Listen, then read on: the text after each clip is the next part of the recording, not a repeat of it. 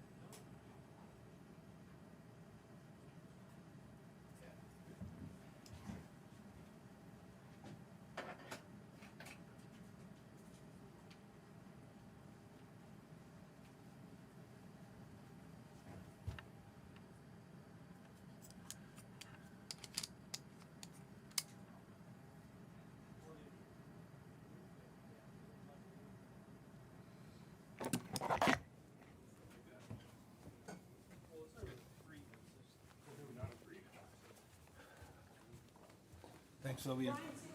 Okay.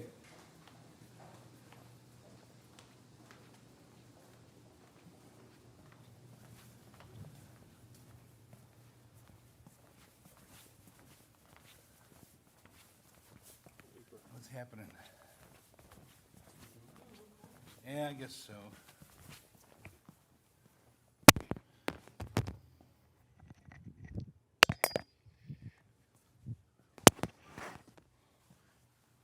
I didn't work tomorrow. I'd definitely be going to the Adler Planetarium.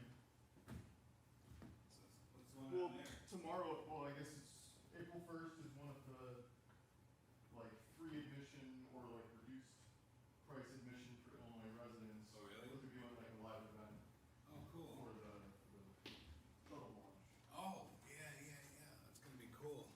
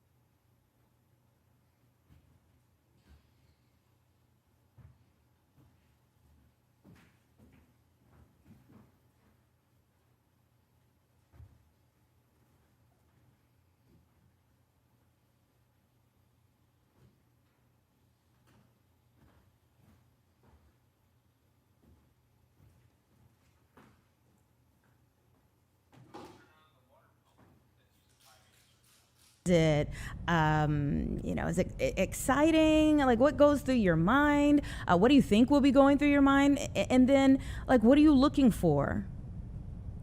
So I would characterize the mood in especially, in mission control during an active mission like this as just absolutely like go mode, like serious and execute mode. We have practiced and done mission simulations for years now, right? And so the whole flight control team is just extremely prepared and ready to execute this mission, and the mood in the building reflects that, right? We understand the seriousness that this type of mission demands. We want to launch the crew safely and get them home safely, but of course there's excitement, and we've just anticipation's been building, not just for the public but for us as well. So we're really excited to actually do this for real instead of just for practice and simulations. Yeah, and what do you think are some things that we just still don't understand, that as we have this mission and then whatever it's leading toward, we're still looking to understand more of?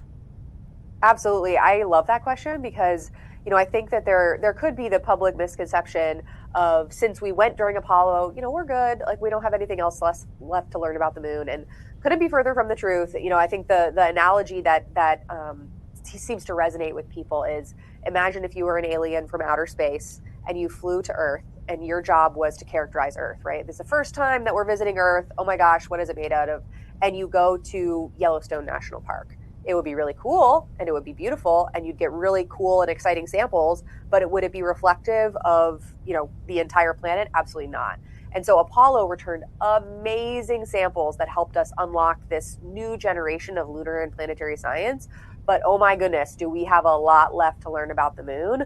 The far side, or the side of the moon that always faces away from our planet, and the South Pole, very different than the areas that the Apollo missions visited. And we have a lot of science questions that Apollo, in part, helped us develop that we can't wait to get eyes on. Give me a few of those questions. What are some of the questions you all have?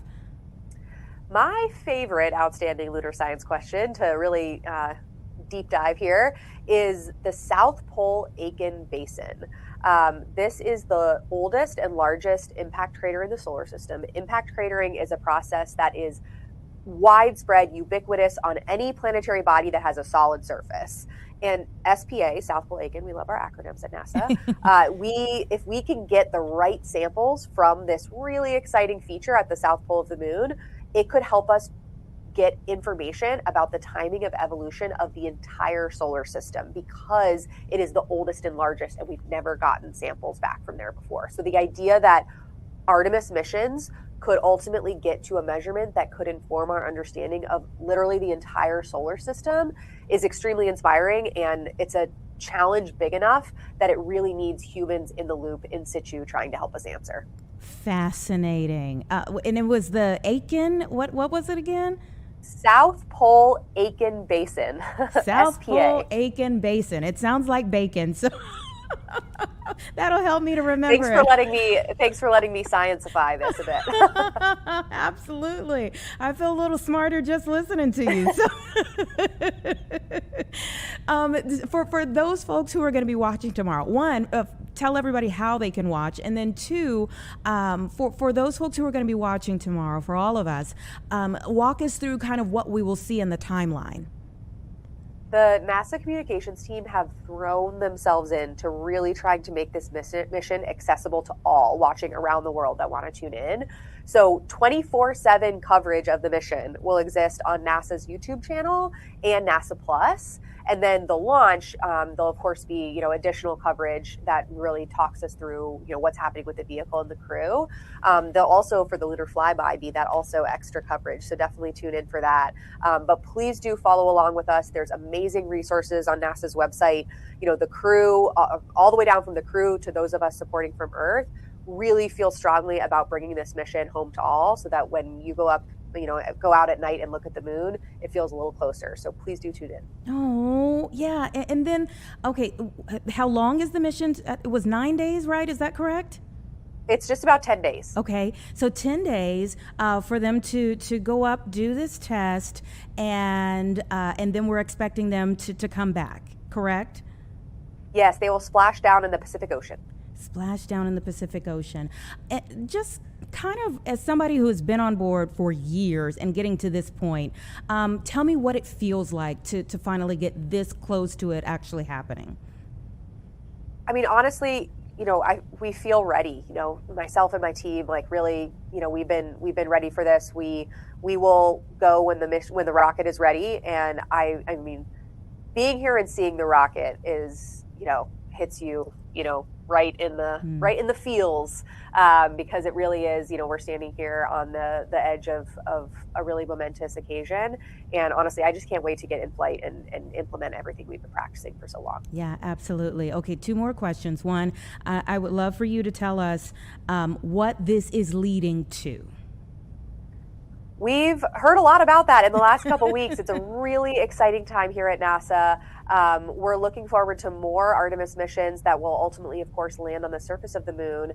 We heard last week about the new moon base plans, which is NASA's plan to develop a long-term sustained presence on the lunar surface. Scientifically speaking, longer time on the lunar surface means more access to really exciting science locations and opportunities. So I'm really excited about the future, and Artemis II is but the first step. And then how would you talk to kids about this? Like, let's say you're in a classroom right now of kindergartners or just elementary school kids. What would you say to them about what they're getting ready to see? First of all, I'd tell them to go outside and look at the moon. I have two young kids, and they're in the real phase of, ooh, moon, when they see the moon in the sky. I'd tell kids to not just go and acknowledge it, but really to look at it. Kind of describe what they see, let their eyes kind of spend a few minutes just adjusting to looking at the moon. And I really think that, seeing the outcomes of Apollo and how this unlocked this whole generation of people who were motivated and inspired to do something greater, to look to explore and look to follow their passion. I really hope that happens with Artemis II. And it's certainly something that I'm seeing in my two kids. And I know kids everywhere will really be inspired by what this crew is doing. Yeah, it's a beautiful time, a beautiful moment. Thank you for helping to bring it now to fruition. And best of luck tomorrow. We will be watching and praying that all goes well. Thanks so much. Go Artemis II. Go Artemis II, and go Dr. Kelsey Young. It's really awesome. We have this live picture as we leave you to look at and to hope for. All systems a go tomorrow, everybody. Just a wonderful moment, really, for space exploration, and hoping that all goes well tomorrow. We shall see. All right, it's 1:13 right now. Let's take a quick 2-minute break, everybody, and we'll be right back.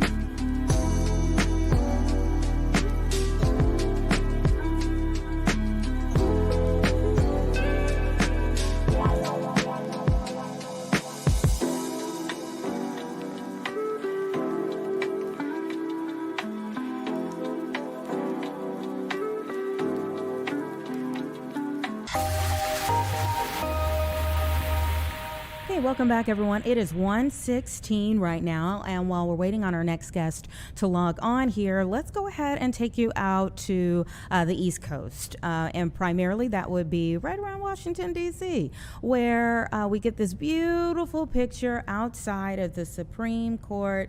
The weather is just amazing there in D.C. today. A little wind blowing Old Glory through the air. But of course, inside they have major decisions to make. The Supreme Court set to convene tomorrow to consider the legality of President Trump's executive order that seeks to end birthright citizenship. So all eyes will be on the Supreme Court tomorrow as they look at the legality of birthright citizenship and whether the president's executive order can actually end it here in the United States. We shall see. We will let you know. We will keep you updated on that. But of course, the pain at the pump has been one thing that so many people have been talking about today. Right now, we know that the gas prices have eclipsed $4 a gallon across the country. Some people paying far more. Obviously, some people just about that. Either way, it's more than what you were paying just a few weeks ago. And so we want to go ahead and bring in our friends from Gas Buddy, Patrick DeHaan, who is joining me now to talk a little bit more about what he's seeing and why. Thank you so much for your time. Thanks for having me. So what is about the average? I'm seeing $4 a gallon, and I know I saw that yesterday that was the highest since 2022. But what are some of the prices that you're seeing across the country? Yeah, they vary all over the map. Some areas like Oklahoma City and Kansas City, Missouri, still kind of just above the $3 mark. If you're lucky, you might find it for even less than that at a station or two. But then you go out to California, you're talking about $6 a gallon prices, and we've all seen probably that social media photo of a Chevron in LA that's $8.21 a gallon. So all over the map, really. And here in Chicago, by the way, $4.41 is our average price today. Oh, you just wanted us to be grateful for something. $8.21? That station is well known to us. It's always well above the market price. There's a couple of those stations, right? Most notably near major airports where you see prices much higher, especially when people are returning a car. So, some of these gas stations, it's not hard to find somebody that wants more of your money for less work. But what it's hard to do is find the stations that are charging lower amounts. That's certainly a little trickier. Yeah, and that's, of course, where you all come in. So how is it? I've had this conversation before, and each time we've kind of had a spike in gas prices. I think it comes up in our meetings. Like, how is it that stations can vary like that? Whether it's right next to the highway and they kind of know, like, hey, if people are traveling up and down, you're more likely to get off the highway and go to the gas station that you are first to come upon versus maybe going 2 blocks down the road and it's a different price. How can they vary like that? Well, I mean, keep in mind that gas stations are buying something and then reselling it, and they're adding a markup to it. So their cost is all over the map, especially when oil jumps 10% one day and then goes down 6% the next. There can be a difference of 20, 30, 40 cents a gallon. And that's just in the cost stations are paying. Now, if you start to put in something everyone in Chicago is more familiar with, your property taxes, the cost of doing business can be all over the map from one side of the city to another. The cost of doing business can vary dramatically. So it's all about timing when a gas station's buying. And just like you and I, when we put money in our 401k, we kind of hope that the market's low, so our portfolio goes up more. It's all about timing for gas stations too, especially with the volatility in the stock market and with oil prices right now. That is driving a lot of the difference in what you're seeing at the station level. But at the end of the day, competition's a major factor. Where the station's located, how many people are selling gasoline around that will also push prices lower. There's not really a golden rule. Sometimes that one highway gas station may be the cheapest. Sometimes it may be the most expensive too if it's out in the middle of nowhere. And speaking of in the middle of nowhere, is it worthwhile? Some people will say like, oh, well, I live in Illinois, but almost to the Indiana state line. So I just go over to Indiana and then come back. Is it worthwhile to make that trip?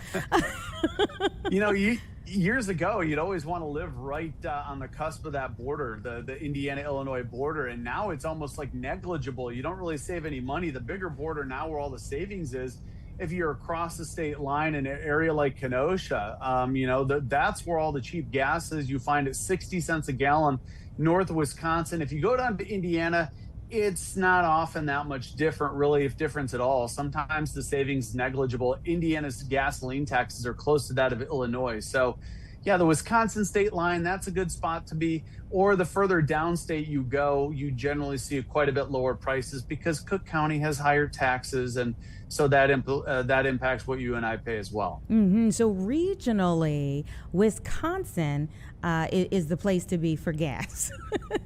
Yeah, I mean, absolutely. You see the map behind me. I think Wisconsin, along with the middle section of the country, all have very blue prices, very low prices. And that's kind of the interesting thing of what is happening between the U.S. and Iran. If you notice the map behind me, most of the cheapest states are buried well within the country because those are the states where gasoline can't easily be exported.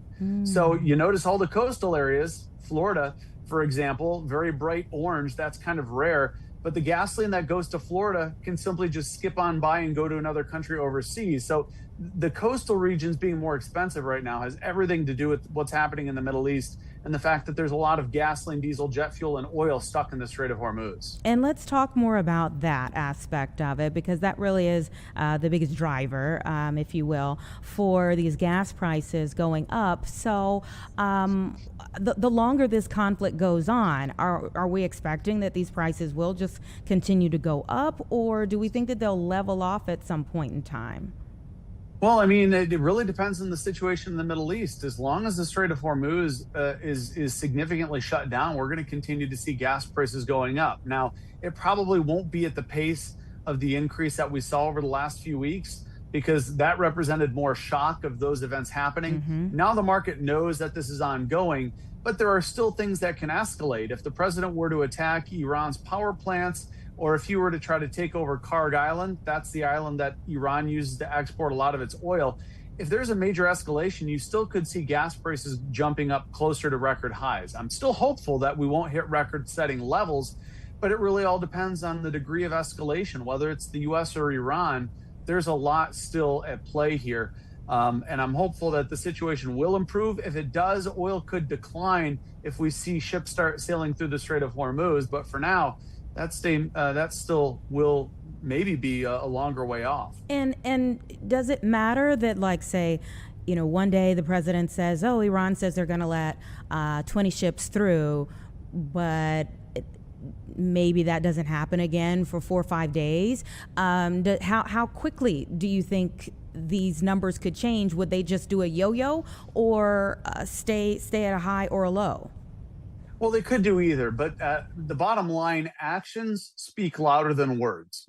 We've heard rhetoric from both sides, the U.S. and Iran, saying one thing and then the other side says another. So what the market is looking for, it's maybe listening a little bit to the words that are being said, but it's looking for tangible actions. And those will pave the way to either higher oil prices if something does happen, or a big dip in oil prices if something happens. So, we're getting to the point where it seems like, depending on what side, the U.S. Or Iran, sometimes we're talking about peace, and then the next day the president might be talking about attacking power plants again. So it's really all about actions. Words can have somewhat of an impact, but ultimately it's the actions that matter, and that is what the market's going to be looking at in the days ahead. Yeah, and just on a final point here, a lot of people are getting ready for trips, either for spring break or even starting to look toward summer trips. How would you advise them to plan right now?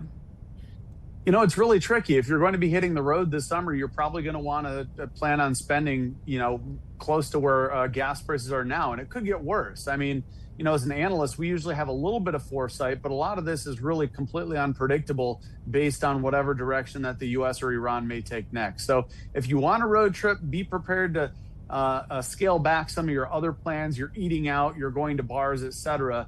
Otherwise, I mean, it's a very highly uncertain situation. If you save more for gas and don't need it, you're probably going to be in a better situation than if you don't plan for it and you end up needing it. Patrick, thank you so much. We always appreciate you being able to join us. Thank you. Thanks for having me. Have a great rest of your day.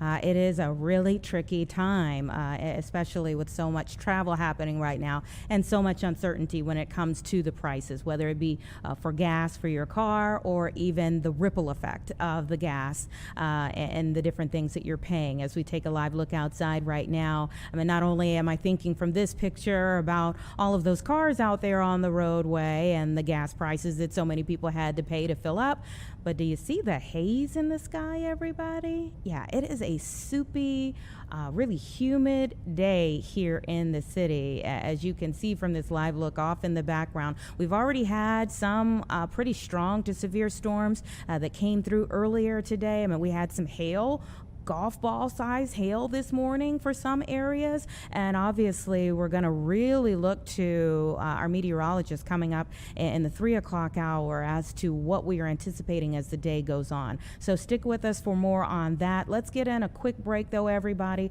We'll give it about 2 minutes and then we'll be back, and boy do we have a doozy of a conversation to come. I'm vaping squirrels? We need an explanation. All right, 2 minutes and we're back.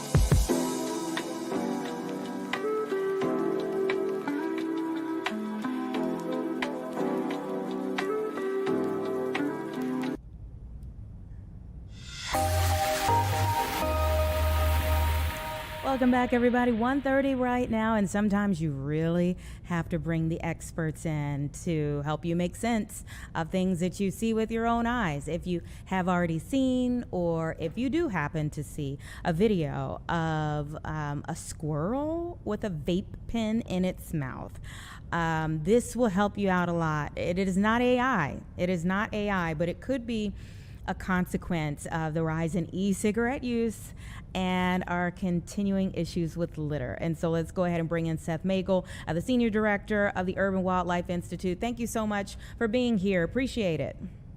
Yeah, happy to be here. Okay, have you seen the video? I have, yeah. And what went through your mind when you saw it? Well, it's just a bizarre example of all kinds of ways that animals in cities make use of the stuff we leave behind. I mean, I think we all remember Pizza Rat, right? Yeah. So this is a similar thing. If we leave stuff that smells like food out there, these critters are going to find it. I don't know much about the actual vape pen, so what would be enticing to a squirrel or some other rodent or animal about a vape pen? Yeah, it's got to be the smell, because I don't think there's anything really to eat. So I would guess it's the sort of fruity smell that's probably drawing them in, and they're just sort of gnawing on it, hoping to find some food, and they're not finding any. And this happens sometimes. We put out these things that to animals seem attractive, even though really it's not good for them, but they are not built to understand that, and so they'll sort of try. Is it deadly to them? Well, I don't think in the short term, no, but in the ingestion of potentially plastic particles, nicotine, it's not going to be good for them in the long term. And we know that a lot of these sort of urban pollutants and things that animals ingest can over time really add up to have negative impacts on their health. Mm-hmm.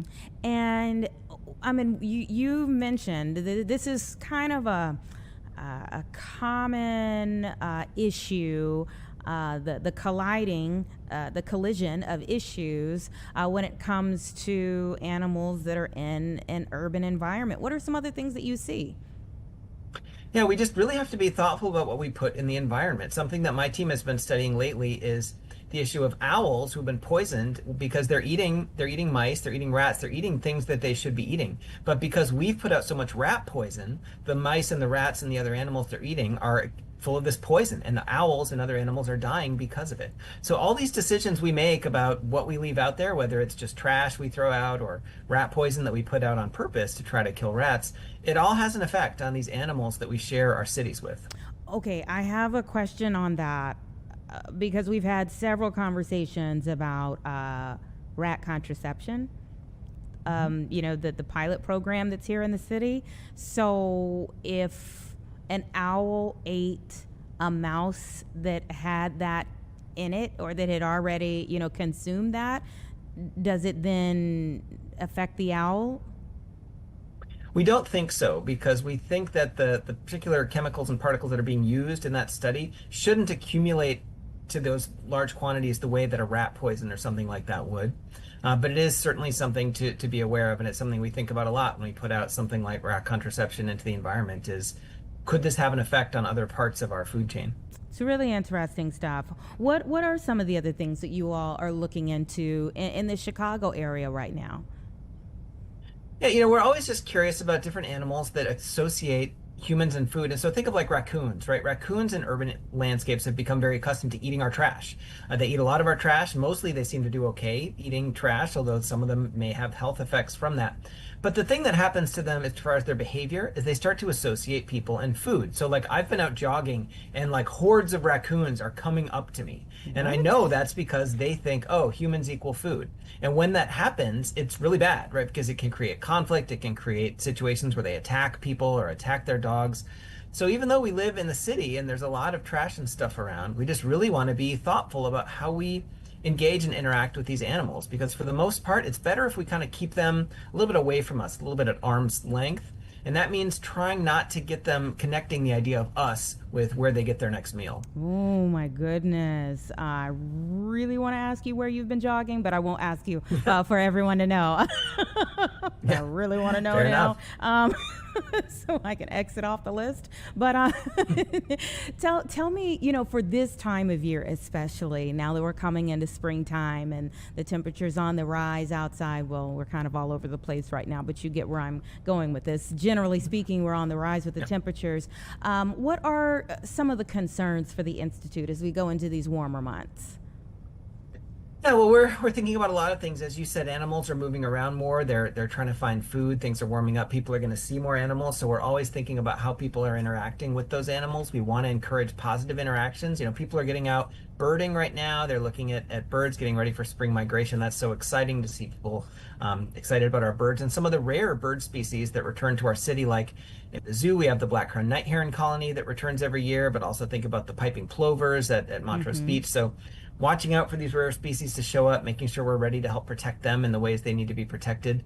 Um, and yeah, I'm just always prepared to take calls about things like coyotes. People see them moving around and is that normal? Is it okay to see a coyote? And yes, it is. It's perfectly normal and natural to see foxes, coyotes, other small carnivores moving around our landscape, going about their daily lives. But this time of year, you do kind of hear a little more about it. Yeah, and now that we have come upon these months, I guess I mean there are a lot of things that we could go through and say we're doing wrong because as humans we do a lot that's wrong, but what are some things that you see going in the right direction right now? Yeah, one thing that's exciting is that as our city continues to be built up, architects and urban planners are thinking more about animals and they're trying to make decisions that enable us to live with these species. So, for example, I've been consulting with the folks at the Obama Presidential Center, trying to make sure, as they build huge center, that we're thinking about animals and how animals will interact with this space, how to prevent people from having negative encounters with those wildlife, hopefully helping people have positive interactions. So I love to see that people are embracing the notion that these urban wildlife species they're Chicagoans, they're here with us, and we kind of have to think about them when we think about how we build parks, how we build roads, all those things. I would love to hear more about what type of wildlife are you concerned about or even think about people possibly encountering around the Obama Center in that area? Well, we think about all kinds of wildlife species, the kind that people like your raccoons, potentially your coyotes, but also species people don't.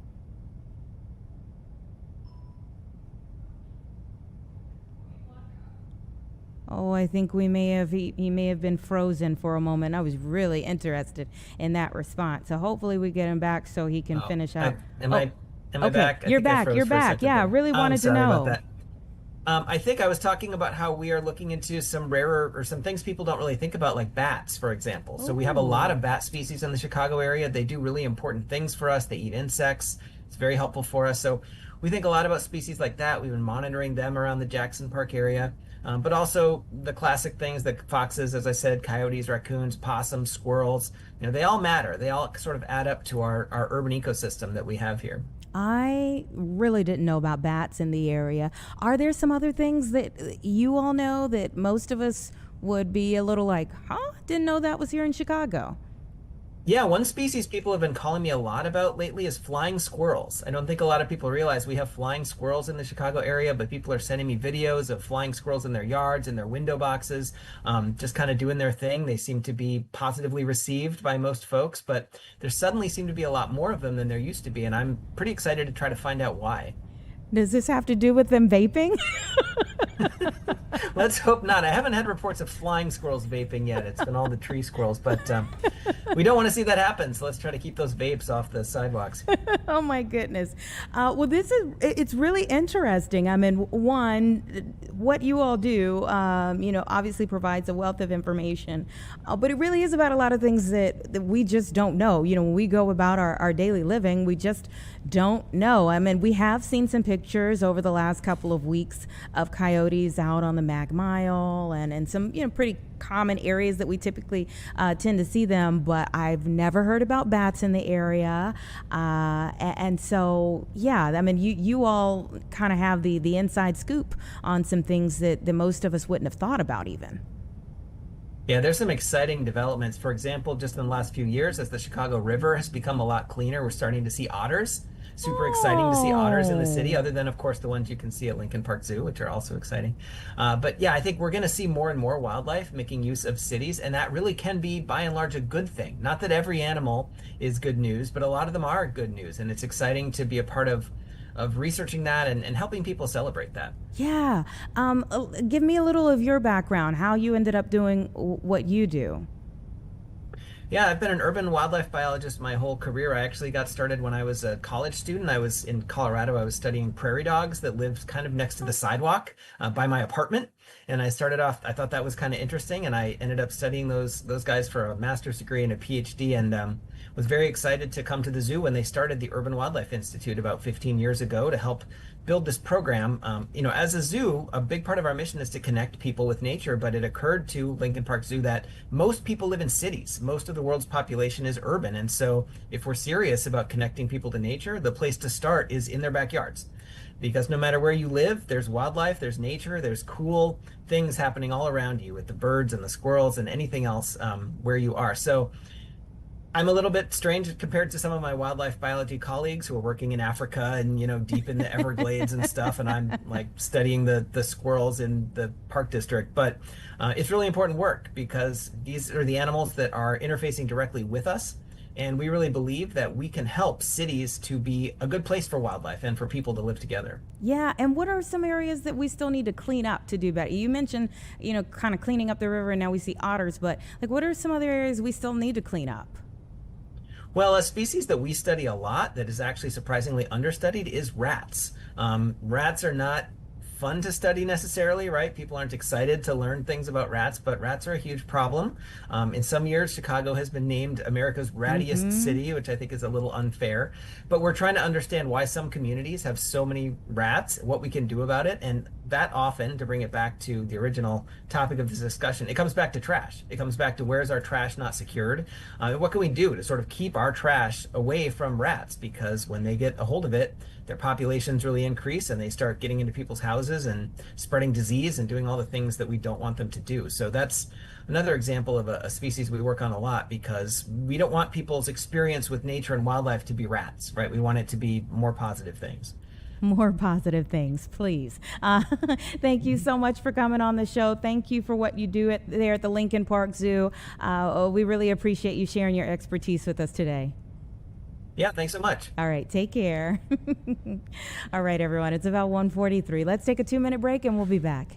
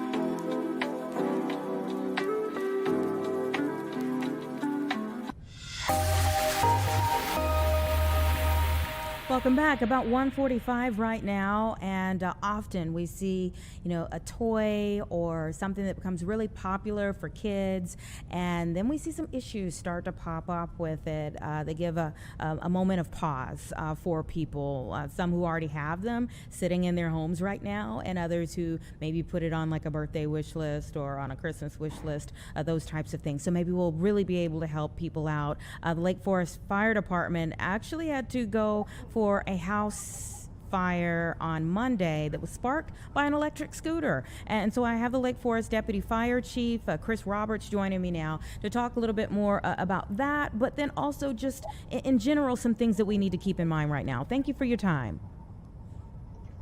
Thank you very much for having me on today. This obviously immediately makes us think of the hoverboards that, they just overwhelmed the market at one point in time. Every kid needed to have them. And then all of a sudden we started hearing about fires. Yes. So we have seen an increase in e-bike, e-scooter related fires recently, yes. Mm-hmm. And so I know you can't tell me too much about Monday, but give me like the details that you can. About what time did this happen, and like what was the fire like? What did it look like? So yesterday, on March 30th, approximately 5 a.m., we were called for a report of smoke in a residence. Upon arrival, we did confirm that there was smoke coming from the exterior. The initial crews had gone in and they were able to conduct a primary search and then extinguish the fire. Though the fire is still under investigation, our preliminary reports are suspecting that it was occurred or did caused by an e-bike or an e-bike charging station. Mm-hmm.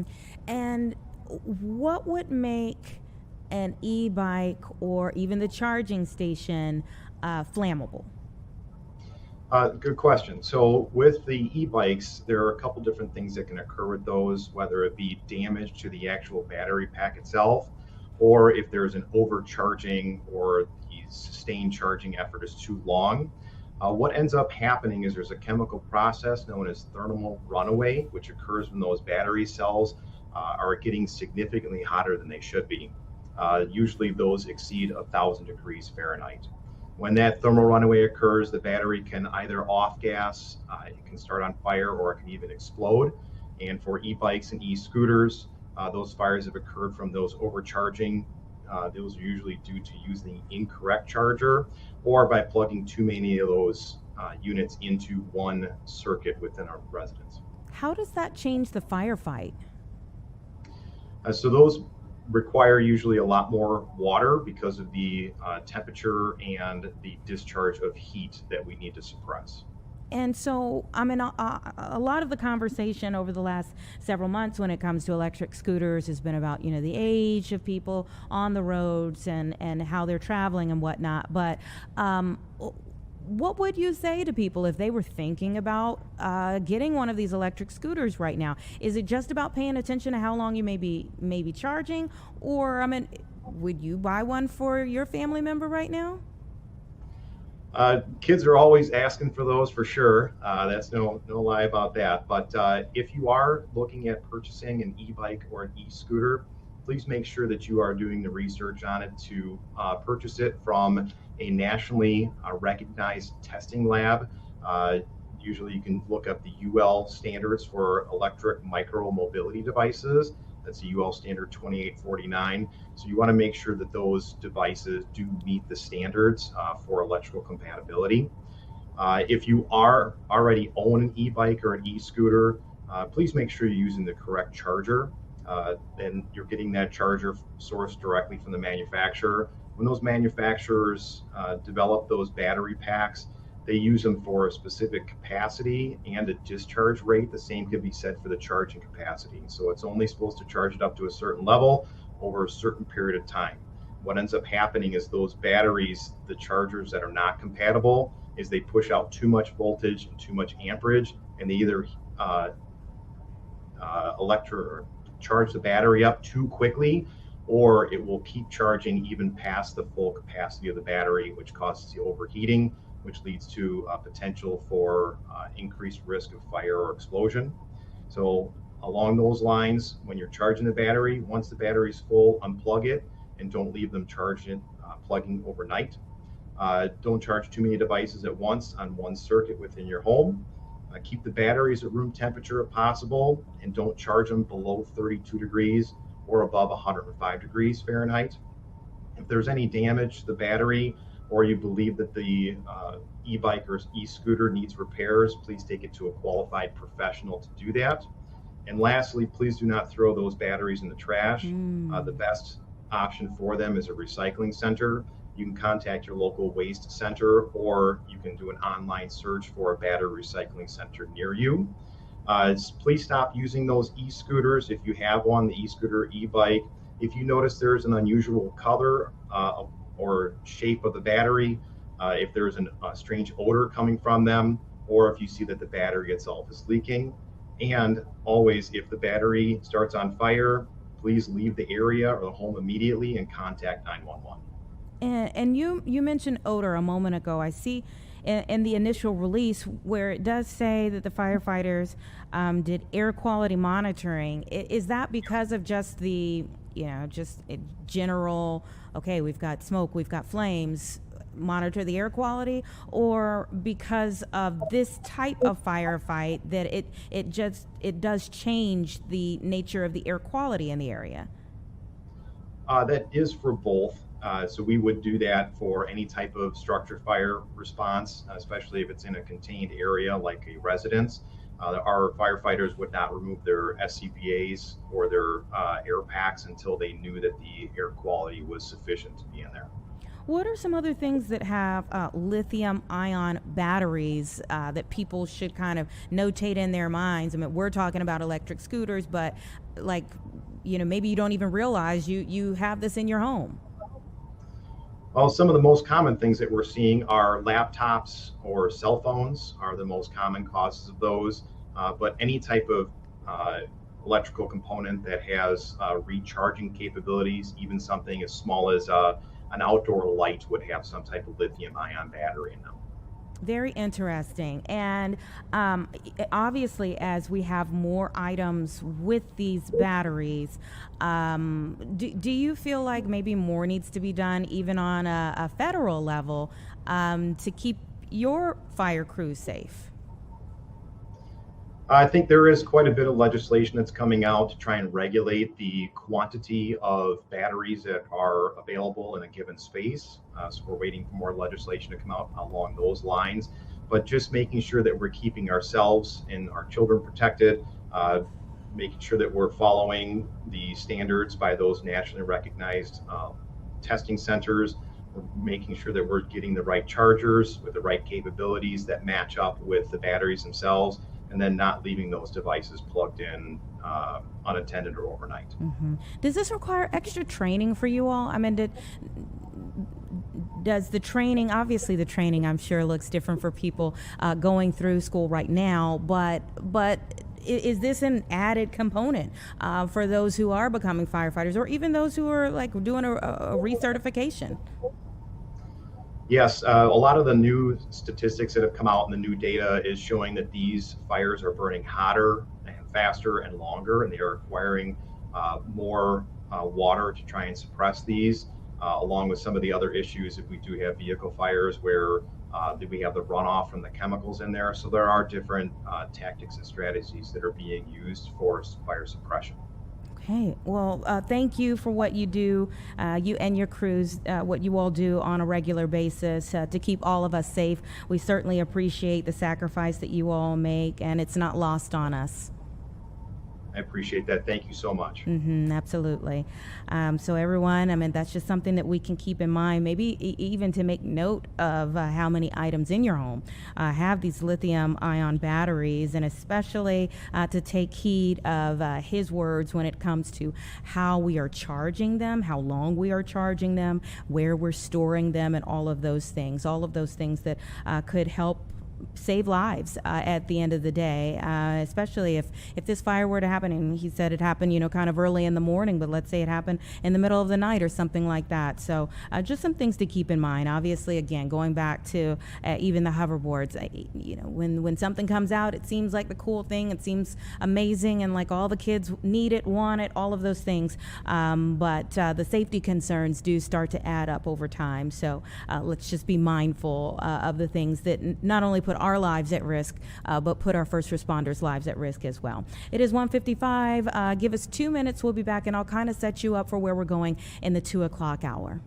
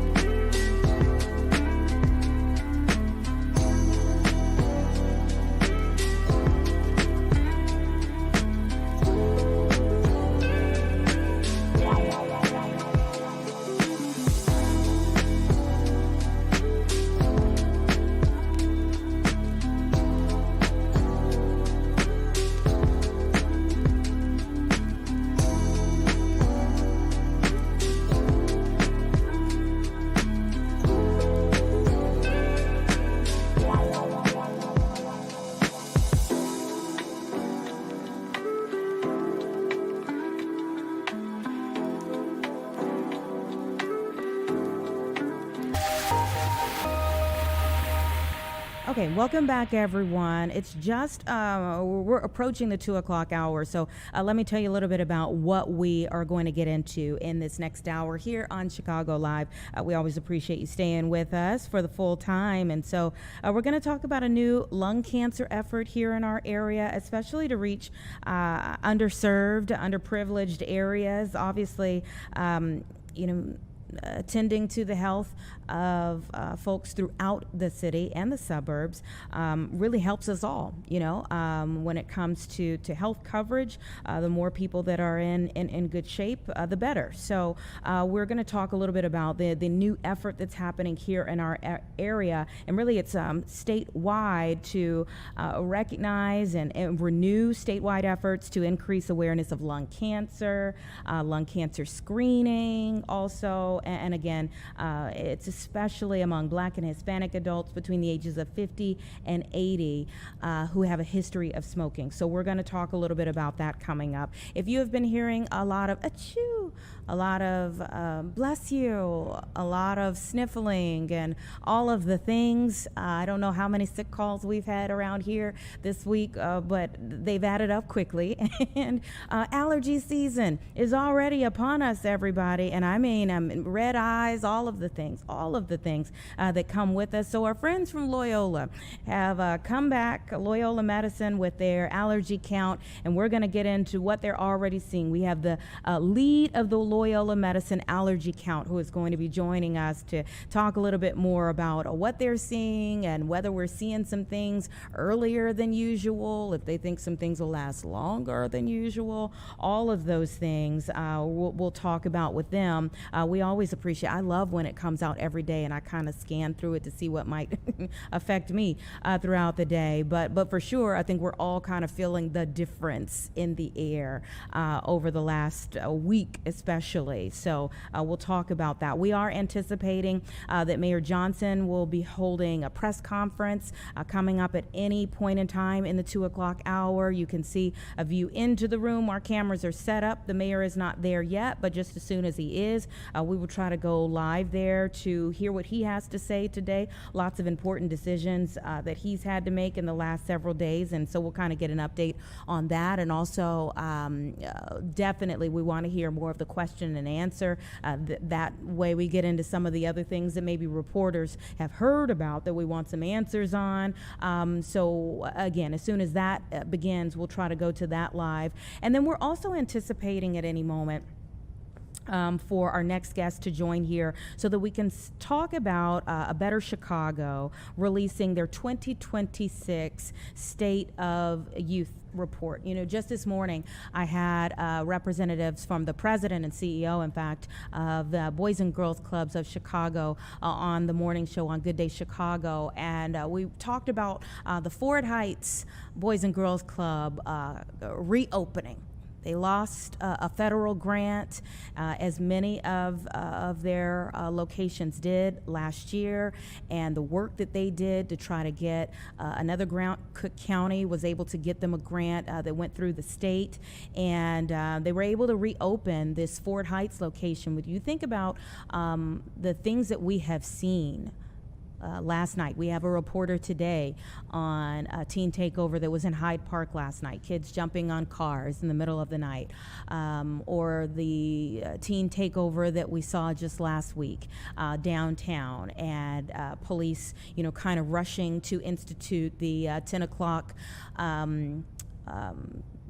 curfew so that you could get kids off of the streets for their own good, not just for the people who live downtown, but for their own good.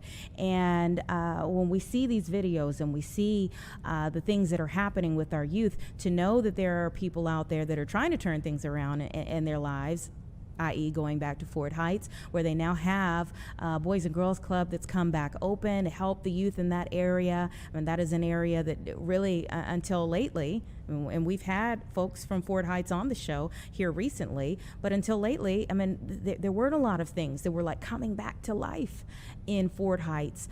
So to hear about some people who are working actively to make sure that youth, when they're not in school, have activities to keep them busy and to keep them around positive role models, to keep them in positive environments and safe environments is a great thing. So in this State of the Youth report, we're really going to get into some of the things that they are seeing here in the city as an aggregate, okay? As an aggregate. This is another look at some of the root causes, if you will, and the things that we're seeing when it comes to kids when they're in school and when they're out of school. So we have Maura Daly, the Chief External Affairs Officer for A Better Chicago, who is joining me now so that we can get into some of the numbers and the maybe stories behind the numbers that we're seeing. Thank you so much for being here. Thank you for having me.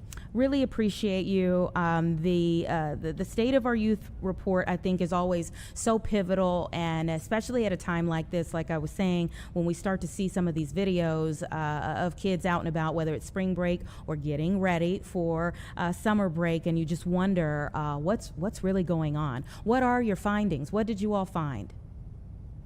Yeah, so this is the second year A Better Chicago has released the State of Our Youth report, which combines data and insights that come from our Youth Opportunity Dashboard, in addition to our annual survey where we talk directly to Chicago youth. I like to start out with a little piece of optimism, and that is 95% of youth in Chicago report that they're optimistic about their futures. However, that optimism is certainly not without the challenges and barriers for youth growing up here in Chicago. One of the most urgent issues and insights in the report this year, once again, is our rates around chronic absenteeism. More than 40% of students in Chicago public schools, which is 130,000 kids, are missing 10% of the days each year. That translates into about a month or more of learning loss. And this is an issue that our city really needs to focus on. That is huge. I actually circled that when I was reading over it, chronic absenteeism, and it does bleed over into so many other things, and you wonder for those youth that aren't in school, is that a parent issue? Is that a school district issue? And how to turn those numbers around? Yeah. Well, we know it's a complex issue. And when we talk directly to youth about why they're not showing up in school, oftentimes we hear that word of belonging, a sense of belonging or lack thereof. They talk about anxiety, depression, boredom, disconnection with their academic experience. All of these things are reasons that kids don't show up to school. And we know when they're not in school, it's not just about the learning experience that they're missing out on. They're missing out on meals. They're missing out on their social engagement with peers. They're becoming disconnected, as you talked about leading up to this hour, with things that are going on in after school programming and other things that are really important in keeping youth safe and feeling that sense of belonging. Mm-hmm. It is so important. And so you all share not only what you have found to be at issue, but also some recommendations for the city. What are some of those that you came upon? So we know that we need to bend this trend around chronic absenteeism. Better Chicago is now announcing today a minimum commitment of $10 million over the next 5 years in finding the innovative practices around the city that can really help kids get to school, stay in school, and frankly thrive while they're in school long term. And so that is our Everyday Counts initiative, which we're launching today. We're very interested in interventions that are touching on some of the areas that youth are reporting are most prevalent in their lives. 95% of youth are reporting that mental health is an issue for them or their friends. We know that many, many youth in Chicago do not feel safe or feel like they have places to go outside of school. And so we're looking for interventions and partners who can help establish really strong programming as it relates to mental health and after school programming. We also know that the transition years are really, really important for Chicago youth, particularly from that 8th to 9th grade transition, where we see so many kids moving from elementary school to high school, and we start to see really big increases in the number of students who are missing school. And so how are we working to maintain engagement and connection with our teens as they're transitioning into high school? So that's another really big area of focus for us, and we're trying to mobilize more resources and partnerships around the city. Yeah, when you were mobilizing the resources, I mean, just even from the dollar standpoint, where does that money come from? So Better Chicago is 100% philanthropically supported, and the $10 million will come from the generosity of our philanthropic partners, our donors here in the city. And we are working hard to meet that goal, and it's an investment that we'll be making over the next 5 years. And when you are working with the school system or community leaders, what are some of the things that they say they need in order to help these young people? Well, we work very closely with CPS. A lot of the data in our Youth Opportunity Dashboard and the State of Our Youth Report comes directly from CPS. We know that schools cannot do this alone. The issue around chronic absenteeism is pervasive. It's something that doesn't travel alone. It's typically the outcome of other things like exposure to community violence or mental health issues, or some of the things that we've mentioned in this segment. And so we know that it's going to take a true cross-sector collaboration between the private sector, the public sector, and all of the systems in the city that are supporting our youth. It's certainly not something that we at Better Chicago can do on our own. Mm-hmm. Yeah, I mean, it is really a team effort. When I see in the report, nearly 1 in 4 Chicago youth under 18 lives in poverty. These students are 2 or 3 times more likely to be chronically absent and often face compounding challenges, including food insecurity and housing instability, as you spoke of, those 2 factors. I think that a lot of people lose sight. We obviously cannot discount what we are seeing, the negative effects that we are seeing on the streets when that happens. But I do think that a lot of people lose sight of the things that that these teens are even walking into a classroom, having experienced and having seen and trying to comprehend as they're trying to comprehend algebra. Right. Yeah, I mean, we know that there are so many barriers: food security, housing security. Those are all challenges that so many families living in poverty today in Chicago are experiencing. We also know that the exposure to violence is real. While we've reported the safest year on record since the 1960s in Chicago, with violent crimes being down, when we talk to youth, they are still reporting really high rates of witnessing violence. In many cases, 1 in 4 of the youth that we spoke to report that they're experiencing or witnessing violence on a weekly basis. So this is a really, really complex issue. It's why we need everyone across all of the sectors mobilized and committed to partnering with us on the issue, and why we're so interested in raising awareness around the data and the insights that are coming directly from Youth Voice. And so when you compile this data, what do you do to raise awareness? Where do you go with this data? So you can visit our website at abetterchicago.org, which houses our youth opportunity dashboard. It has insights for all 77 neighborhoods in Chicago. You can slice and dice it for your own community or communities where you work or your kids may go to school. You can look at the elected school board districts. So there's lots of different ways depending on where you sit in the city and what the insights are that you're looking for. So I encourage you to go there. You can also download our report and read more. And as always, we are looking for supporters. So if you're interested in joining the movement, please reach out.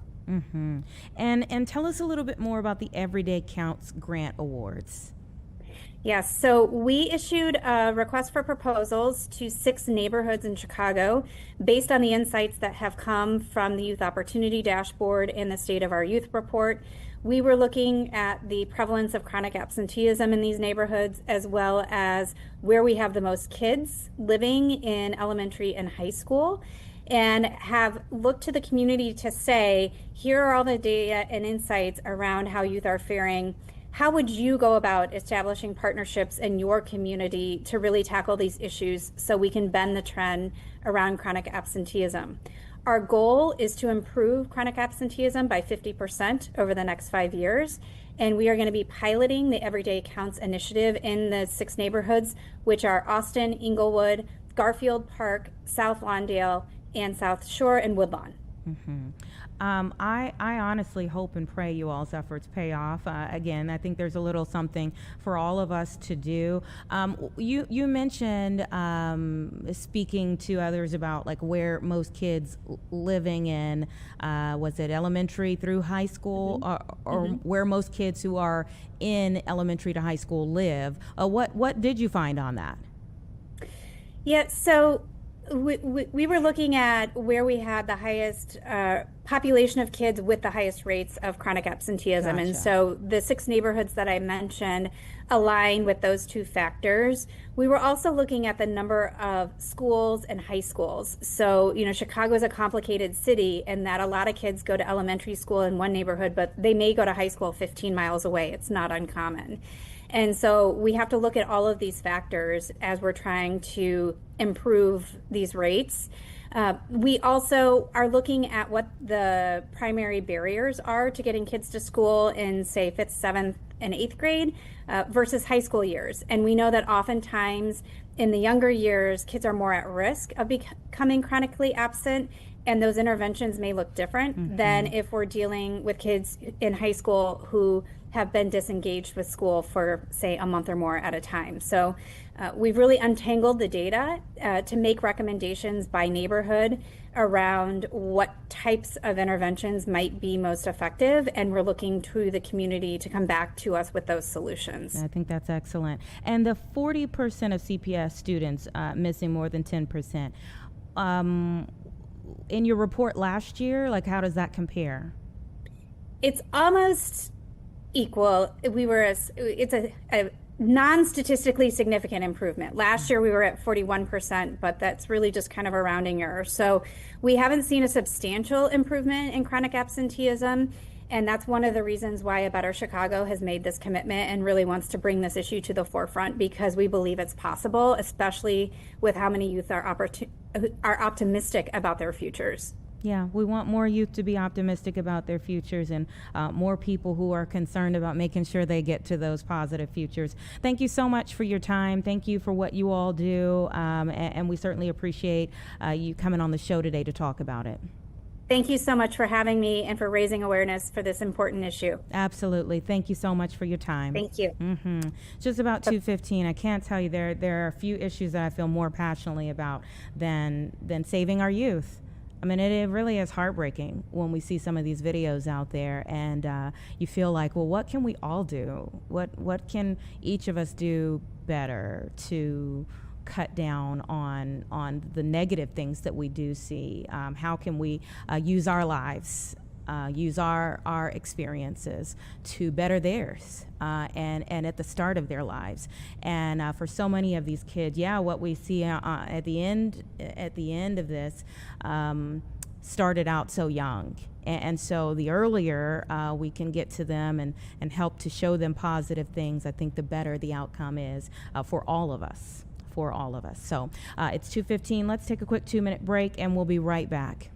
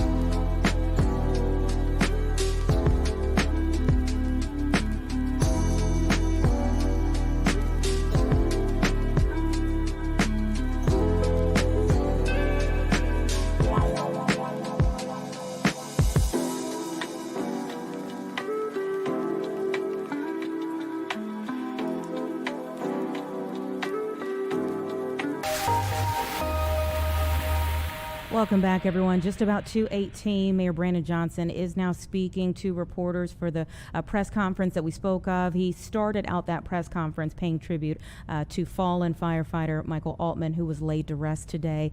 He is now speaking about the newly appointed CEO and superintendent of Chicago Public Schools, Dr. Macklin King. The resources that they deserve, particularly at a time in which we face the defunding of our public education system through the Trump administration. I also want to take a moment to thank Cindy Soto. Her service to the city was absolutely remarkable as we prepared to transition out of this particular role of Chief Homelessness Officer. She did complete the 5-year blueprint on homelessness as we explore how Chicago can better respond to housing instability and how we can align systems across city government to address the racial and health inequities that have limited access for people to housing and supportive services. We are grateful for her leadership and thankful for the blueprint that she has provided. As we review the recommendations, First Deputy Mayor of Health and Human Services, Jonah Anderson, will assume a dual appointment as Director of the Mayor's Office of Homelessness and will lead the implementation of the blueprint. Last week, justice was brought to members of our far south side communities when a federal judge unfroze funding for the Red Line Extension project, which had been stripped in an act of political retribution by the Trump administration. I do want to thank CTA for leading the legal effort to restore these funds, and I look forward to the continued partnership with them as we prepare to finally get this project underway. My administration will use every single tool that's available to me to win back every single dollar of federal funding that was withheld from Chicagoans. Since Trump took office, the city has participated in more than 60 legal actions challenging the unlawful activity of his administration, including 11 lawsuits and more than 35 amicus briefs in federal cases. Our administration won preliminary victories in each of the 8 cases through which we sought the restoration of federal dollars and other remedies for Chicago. All told, these actions have protected hundreds of millions of dollars in federal funding, which was promised to Chicago and all of our residents. Outside the courtroom, my administration has worked tirelessly to create a model for holding Trump's federal immigration agents accountable. Through our Protecting Chicago executive orders, the city of Chicago has presented a national model for what resistance, resilience, and protection can look like in this moment. We thank officials from cities like Boston and Los Angeles, Seattle, Portland, New York, and many other local municipalities right here in Illinois who have worked with my administration to protect the residents of their respective cities. Approximately 10% of the U.S. population is now under executive orders or local laws modeled on our response to the Trump administration's overreach. We have shown what we can accomplish as local leaders when we band together to fight against tyranny. This was evident on Saturday as thousands of people showed up to reaffirm that there are no kings in the United States of America. We are stronger when we come together to organize around the needs of working people and when we stand up to protect our shared humanity. I'm grateful to the leaders across the country who have embraced what it means to lead with conviction and moral clarity. As mayor, I will continue to fight for all of our residents against unconstitutional overreach. An assault on any of us is an assault on all of us. And finally, I do want to take a moment to address the large gathering that took place in Hyde Park last night. We all know that summertime Chi is approaching, and we all look forward to this incredible part of our city and the season that brings so many of us together. And I know more than anyone, every single resident of our city, including our young people, I know how much they want to enjoy the amazing things that this great city and this world-class city has to offer. But this cannot come at the expense of reckless and irresponsible behavior, and particularly behavior that endangers others. Parents and guardians, I need your assistance in making sure that we know where your children are at all times. Talk to your children about their plans. Help them identify a safe place where they can go if they get separated from their group, and of course have a safe route home. The safety and well-being of our young people is the responsibility of our entire city. My administration will continue to work with the Mayor's Youth Commission, My Chi, My Future, our community partners, and families to provide safe spaces and opportunities for our young people to thrive and reach their full potential. Just this past Saturday, we welcomed over 1,300 young people to Navy Pier for the annual Teen Bash, where they had the opportunity to listen to live music performances, play video games, and engage in arts and craft. We have seen the results of our record investments in our young people that enable them to experience the best part of who they are. These investments in our future are worthwhile, and our young people will always have an advocate in me. With that, I thank you all for your time, and I'm happy to answer any of your questions.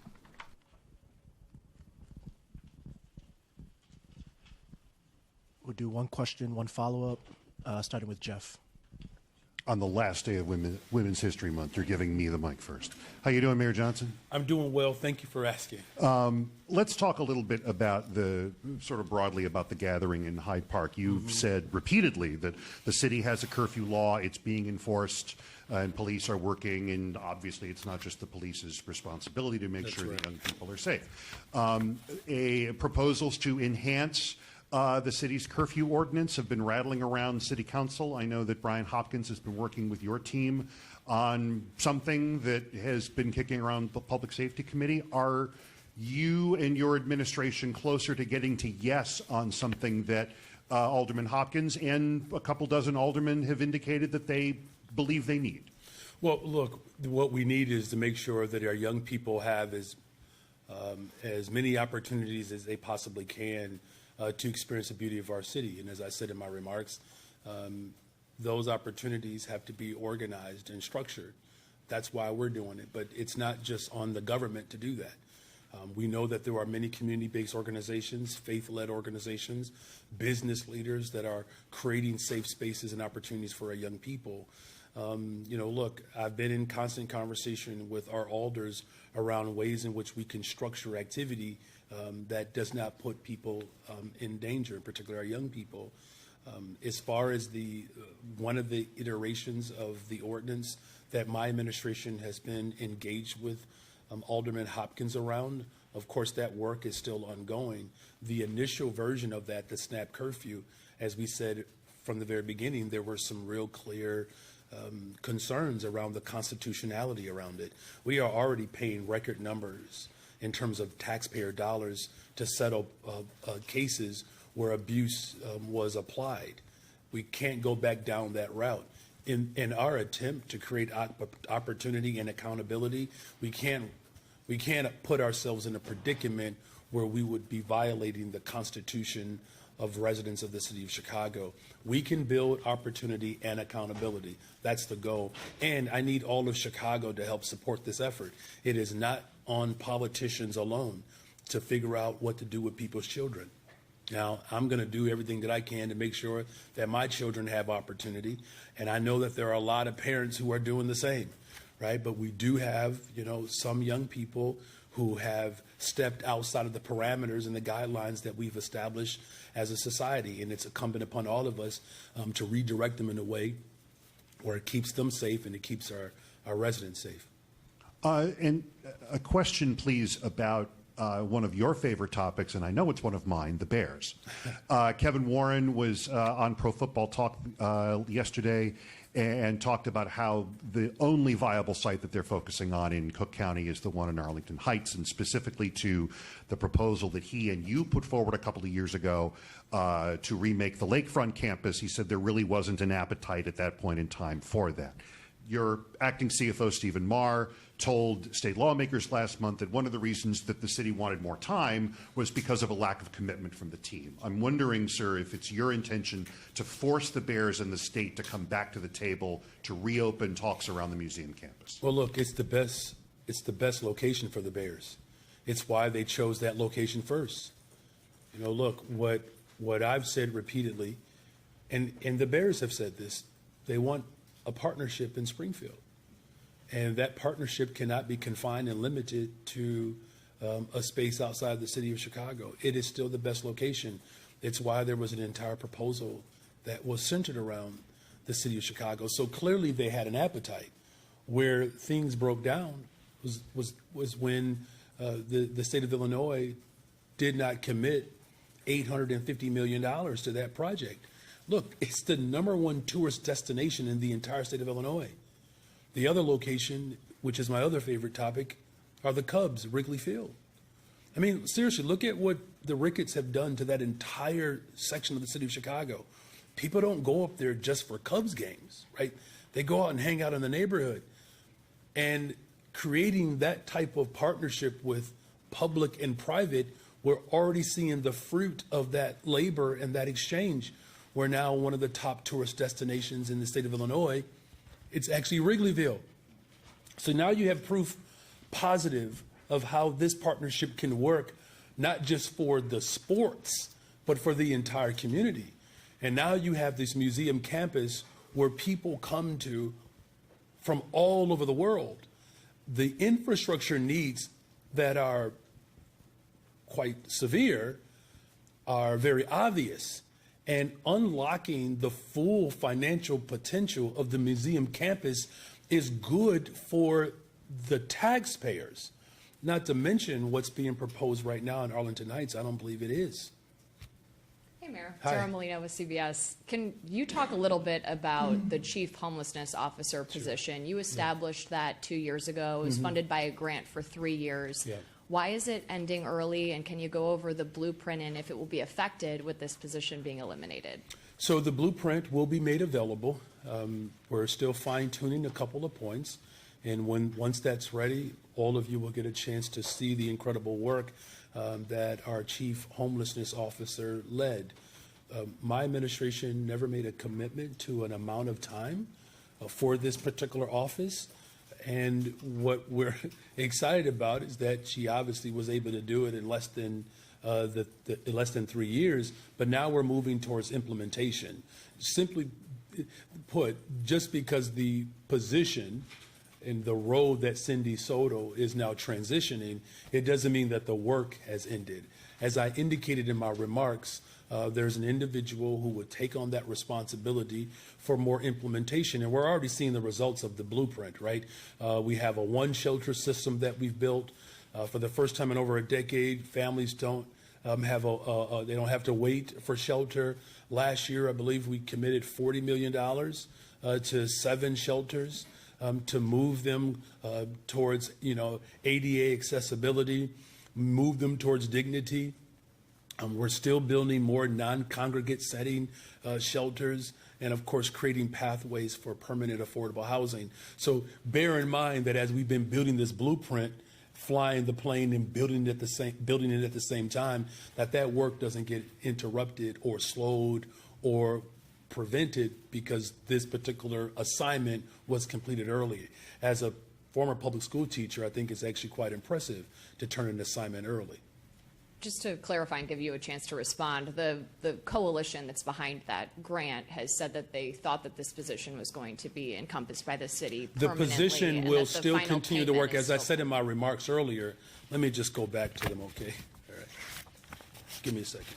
First Deputy Mayor of Health and Human Services, Jonah Anderson, will assume a dual appointment as Director of the Mayor's Office of Homelessness. Hi. Hi, Mayor. Hi. We are through the first quarter of 2026, although that seems a little bit crazy. Have you seen any indication that layoffs are coming in the coming months? And if you could give us an update on the city's financial condition. Well, look, we're still moving and implementing government effectively. If you look at the particular revenue projections that we made, from my perspective, those projections are performing well. There are some that the city council voted on that have not panned out the way that they had hoped, but it certainly is reflecting what we had initially predicted. We'll make sure that our budget director gives you a full analysis as we come to the conclusion of the first quarter to give a breakdown. Look, the goal is to ensure that we do not have to lay anyone off. I'm going to do everything in my power to make sure that the working people of this city are protected despite what city council did to them. Superintendent Larry Snelling is scheduled to attend Thursday's meeting of the Community Commission for Public Safety and Accountability to talk about CPD's interactions with federal immigration agents. What are you hoping that meeting will accomplish, since there's been so much controversy about how CPD acted during so-called Operation Midway Blitz and the run-up to those raids? Yeah. Well, the hope is that there's reassurance that our police department is working within the parameters of the Welcoming City Ordinance. Look, if there are areas in which that is nebulous or too suspenseful, this gathering will help provide stronger clarity around the role that CPD plays based upon the Welcoming City Ordinance, while also providing the community with an opportunity to unveil or to highlight their experiences. What I'm confident in, though, is that this is an opportunity for us to strengthen our CPD, specifically as it relates to the engagement and the implementation of the Welcoming City Ordinance. If the city of Chicago in any way is coming up short of its responsibility and its obligation, it is well within the rights of working people of this city to challenge these systems and to ensure that they're living out their full creed. Hi, Mayor. Hi. Another Bears question for you. So it appears the Park District is looking to renovate Soldier Field. I think I read $630 million in updates that they would like to do if the stadium would be used for different purposes if the Bears move on. What's your stance on that? Do you feel like that the city needs to wait and see what the team decides to do before investing that money and leading Soldier Field sort of to a different path? Yeah, look, that's the focus is keeping the Bears in Chicago, right? That's my top priority. I've been a Bears fan for a very long time, but it's not just about having a winning team. It's about making sure that the city of Chicago wins, right? I mean, we're talking about construction jobs, professional services, and again, unlocking the top tourist destination in the entire state of Illinois. The potential there is just enormous. It's endless. It's prime real estate. It's why the Bears put forth a proposal just a few months after I was sworn in. That's how dedicated they were. We need a dedicated set of partners in Springfield to unlock the potential here. And then again, if you look at what's being essentially proposed outside of the city of Chicago, we're talking about giving tax breaks to billionaires at a time in which our school districts are underfunded. I just think it's counterintuitive. Plus, not to mention, it looks like the Bears are on the upward trajectory. Wouldn't it be nice to see a Bears Super Bowl right here in the city of Chicago under a dome stadium, where we can put thousands of people to work, and then when they're done celebrating, they can visit the entire museum campus? Then the shooting last night off the Mag Mile, I think it was on Chicago, this young woman walking, it sounds like caught in crossfire, shot in the leg. I think there was a good Samaritan who helped her. Yeah. Just any comments to the public, just concern about safety? Yeah, look, this is, as I said, public safety, community safety is my top priority. And, the deadly use of weapons have caused a great deal of harm.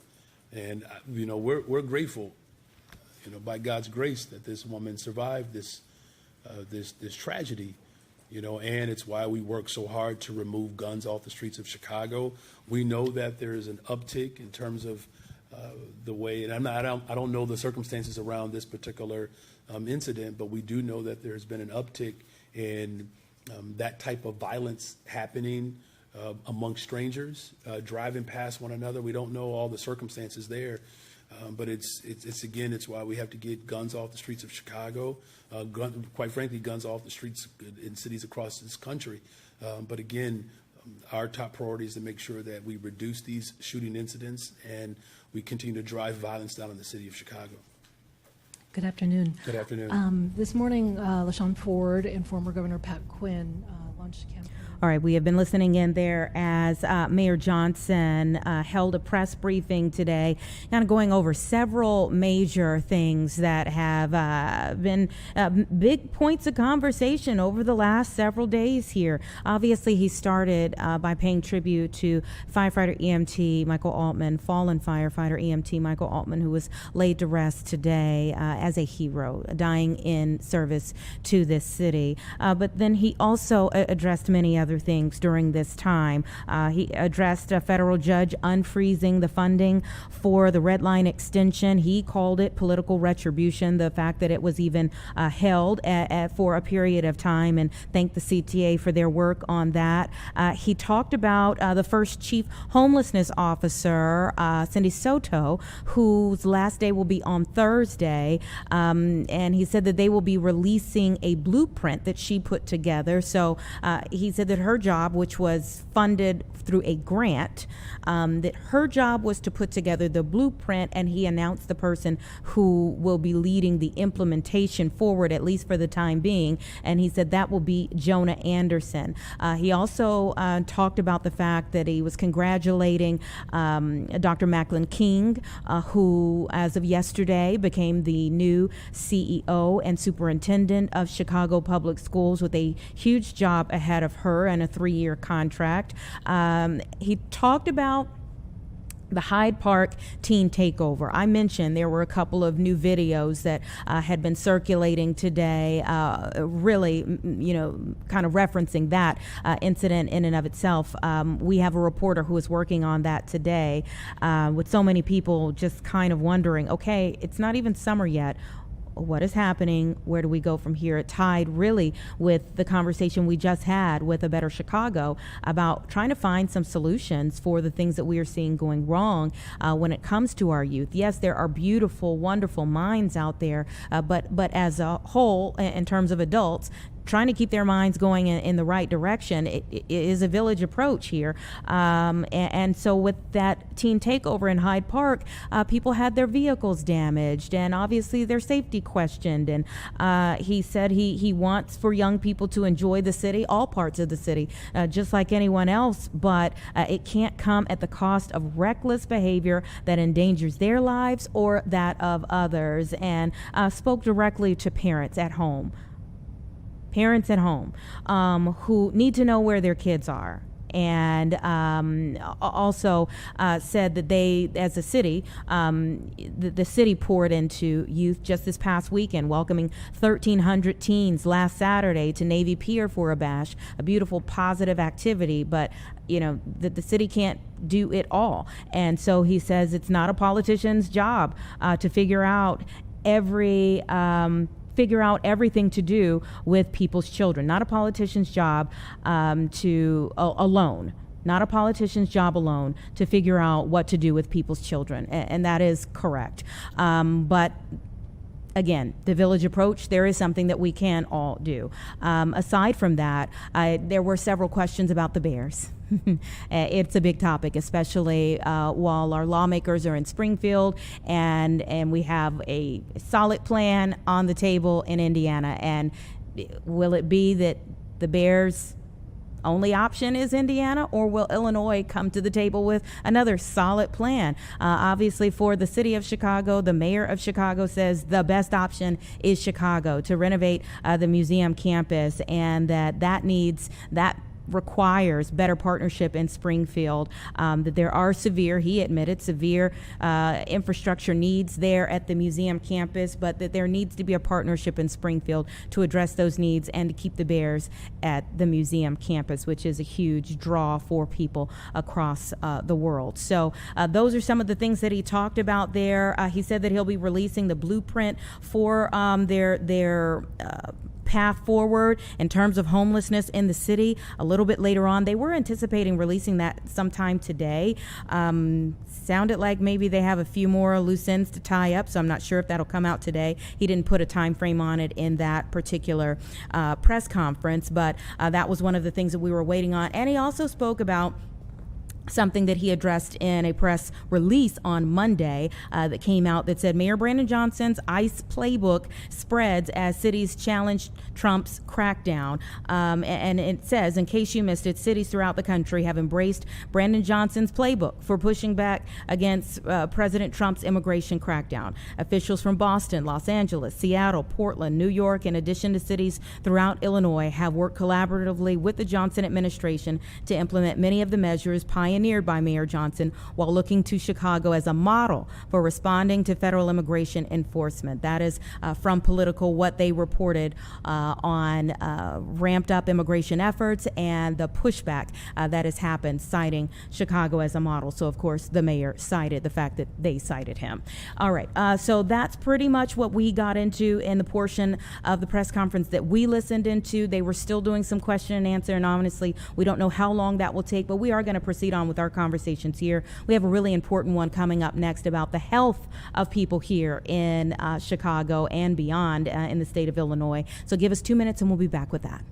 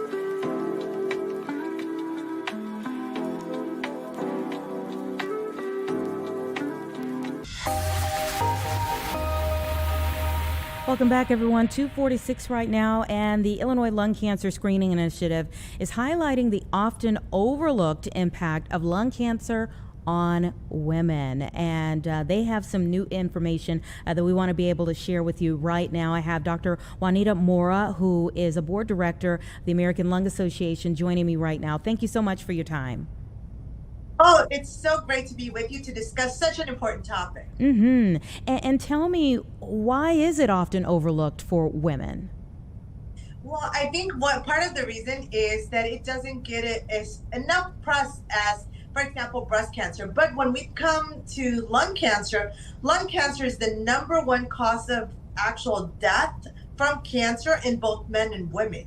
It accounts for 20% of deaths from cancer itself. And when we look at people diagnosed, 225,000 people are diagnosed a year with lung cancer, and 125,000 people die each year. And we know that often because women are the caregivers, they put themselves last. And so this time around with this initiative, we want to capture people and screen them and capture possible lung cancer early so we can save lives. Yeah, and that's really what it's about at the end of the day, saving more lives. And so you all have launched a renewed statewide effort to increase awareness of lung cancer screening, also for Black and Hispanic adults between the ages of 50 and 80. Why that particular age range? And many of them have a history of smoking. So again, tell me why this is a renewed effort. Like, why did it even go away for a while? Sure. So we know, obviously, April is Lung Cancer Awareness Month. And we know that Black and Brown communities are going to be higher risk, not only for mortality from lung cancer, but also are going to be more likely to have delayed diagnosis of lung cancer and also delayed treatment, which basically shortens their lifespan when it comes to lung cancer. So this initiative really tries to awaken again that renewal of screening the right populations to capture this early and bring down barriers to care, because a lot of them maybe haven't gone to the doctor in a long time. Many people lost basically continuity of care for just regular screening with their doctors through the pandemic, and they haven't gone back to the doctor.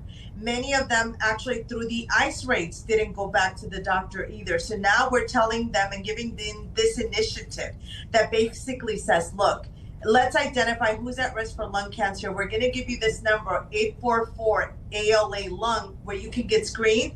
And there's available free CAT scans of the chest to possibly detect cancer. And if they don't have transportation, free transportation is also going to be provided. So we're breaking down barriers to get these people screened. That is amazing and wonderful to hear.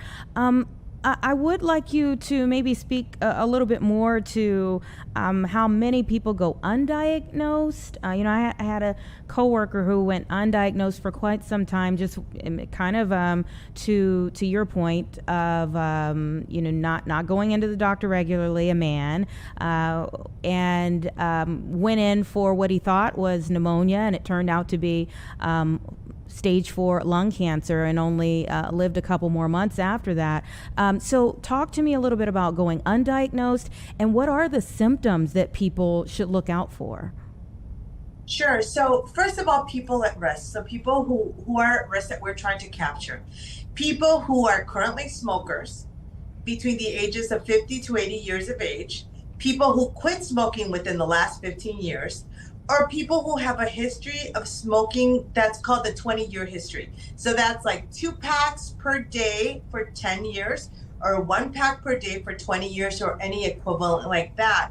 Those are going to be the highest risk factor community or population that we're trying to capture for screening for lung cancer. So why are they undiagnosed? For many reasons. One of the reasons is that a lot of these symptoms tend to be late symptoms, like your friend. So often they come in as shortness of breath, new-onset wheezing, new-onset chronic cough that hasn't gone away, weight loss that's unintentional. Then there's also the recurrent pneumonia, just like your friend had. So a recurrent infection that doesn't go away, and it's possible mass in the lungs. And we know that the earlier we catch actual lung cancer, the more that we can do. 5-year survival rate increases. So this is why it's so important that people get screened. And it's really calling this number and answering the questionnaire and getting your CAT scan so we can detect whether you have lung cancer or not. Mm-hmm. And what do you say to people who may be hesitant to call in, give their information away, even if it could help or save their life? Well, one of the things is that the American Lung Association is committed. It's a not-for-profit organization that's committed for the lung health for everyone. So they don't care whether migratory status, socioeconomic status. There's no actual prejudgment that's done there. We're in it for the people. We're in it to save lives. So if you are someone who's at risk, this is the time to capture it, because we're really trying our best to try to screen as many people as possible and save lives from the #1 cause of cancer in the United States in both men and women, because capturing early disease is going to save lives. You are excellent. Tell us one more time what the number is for people to call. Of course, 844 ALA lung, LUNG, or they can go to lung.org, our website, for more information as well too. Thank you for helping to spread such wonderful information and save lives. Absolutely. Thank you for what you do. We appreciate you. Take care.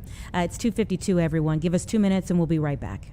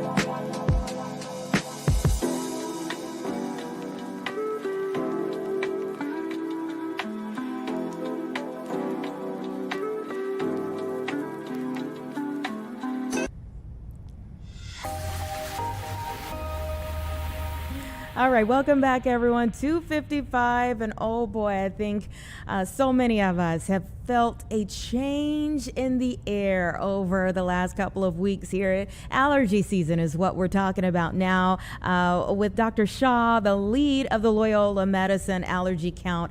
Thank you so much for being here. We look forward to the allergy count coming out. Yes, it's already been quite an eventful year, and we haven't even officially started. Oh, my goodness. Why is that? So it's been a really interesting spring. I mean, we started to have warmer temperatures even in February. We had temperatures in the 60s, and so you would start seeing like the trees start budding. But then we had this freeze. And so now that the temperatures are kind of getting a little warmer, and then we're having all this rain, you can see these trees are just ready to burst. So in early March, I had very high kind of counts of tree pollen. Then in like mid-March, it settled down because it was cold, it was icy, we had snow. And now again, it's high as soon as like the temperatures warmed up.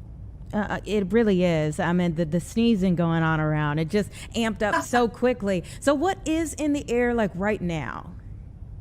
So the major pollen is tree pollen. So tree pollen typically is from March until the beginning of May.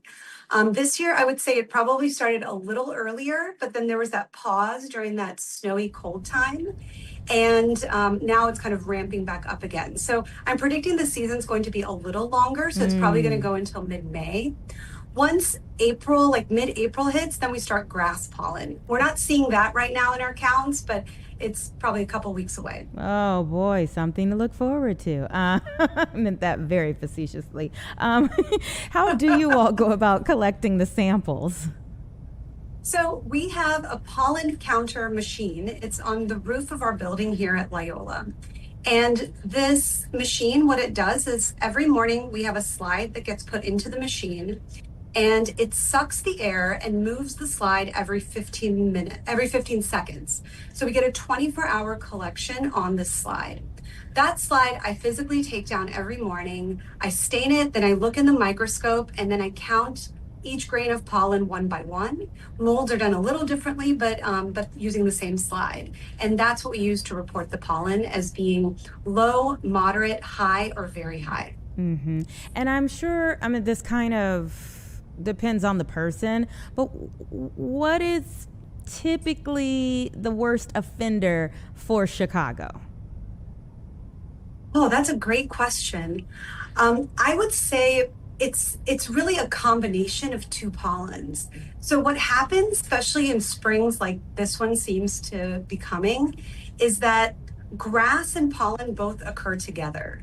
And so when they occur together like this, then it's just like this spring storm that causes a lot of symptoms. Listen, I'm over here like the kids, like, yep, that's it. That's it. That's the one. Yeah, that's it. That is it. Because you're like, oh my gosh, I think I'm getting hit with a couple of things going on. And then we get your allergy count. We're like, yep. And what do you think worsens what we see out there or feel? You know, it's probably a variety of factors that actually, you know, what we've been seeing over the past even 5 to 10 years is that there is a change in the physical counts that we're doing. So we're seeing more pollen in the air. There's some studies that are looking at how allergenic these pollens are too. And all of those changes are associated with our weather pattern changes, how you know, we're seeing extended springs instead of shorter springs like we used to see. So all of those things I think are making it just stronger allergy seasons. Okay, what are the best things that we can do for allergy sufferers? I mean, when you put this information out, what are the things that we should be doing? So, you know, I think the fundamental principle in allergy is to avoid what you're allergic to as best as possible. So keeping windows closed. If you go outside, coming back in, rinsing off, changing clothes during this season if you know you have spring allergies. I never discourage people from being outside, just take those precautions afterwards. And if that doesn't work, then, you know, there are different medicines that can help us feel better. I would say this is the time to start a nose spray like Flonase or Nasacort, which are both name brands of steroid nose sprays. These help decrease inflammation in the nose and really can help with sneezing and itching and congestion and things like that. But it takes a week to kick in. So you have to be patient and give it some time. Antihistamines like Zyrtec and Allegra, they also help with like itchy symptoms. And then if still you're having symptoms, it's probably time to see an allergist and talk about more long-term solutions for allergies. And are you seeing it more with kids? And let me ask you too, is it possible for adults to get new allergies over the years? Definitely. I mean, we can develop allergies anytime during our lifetime. I mean, we definitely see the first signs of it in kids when they're sneezing or itching or other things like that. But I feel that allergies present in different ways, different times of our life. So it may be a lot of like itching and other things like that early on. Then later on, it can be like congestion, or it can even turn into asthma. So allergies can occur anytime. We can develop new allergies. And testing for allergies can be a really helpful tool to determine what those triggers are and when we should practice those avoidance measures. Dr. Rachna Shah, we appreciate you. Thank you so much for being here on the show, and again for what you all do, putting out this very important, critical information during the allergy season, so we can all know what we're sneezing, sniffling, and everything else about. Well, thank you so much. Thank you so much for covering this as well. Absolutely. You take care. All right, Okay, everybody. bye-bye. It's just into the 3 o'clock hour, our final hour here on Chicago Live for today. Give us 2 minutes and then I'll set you up for where we're going.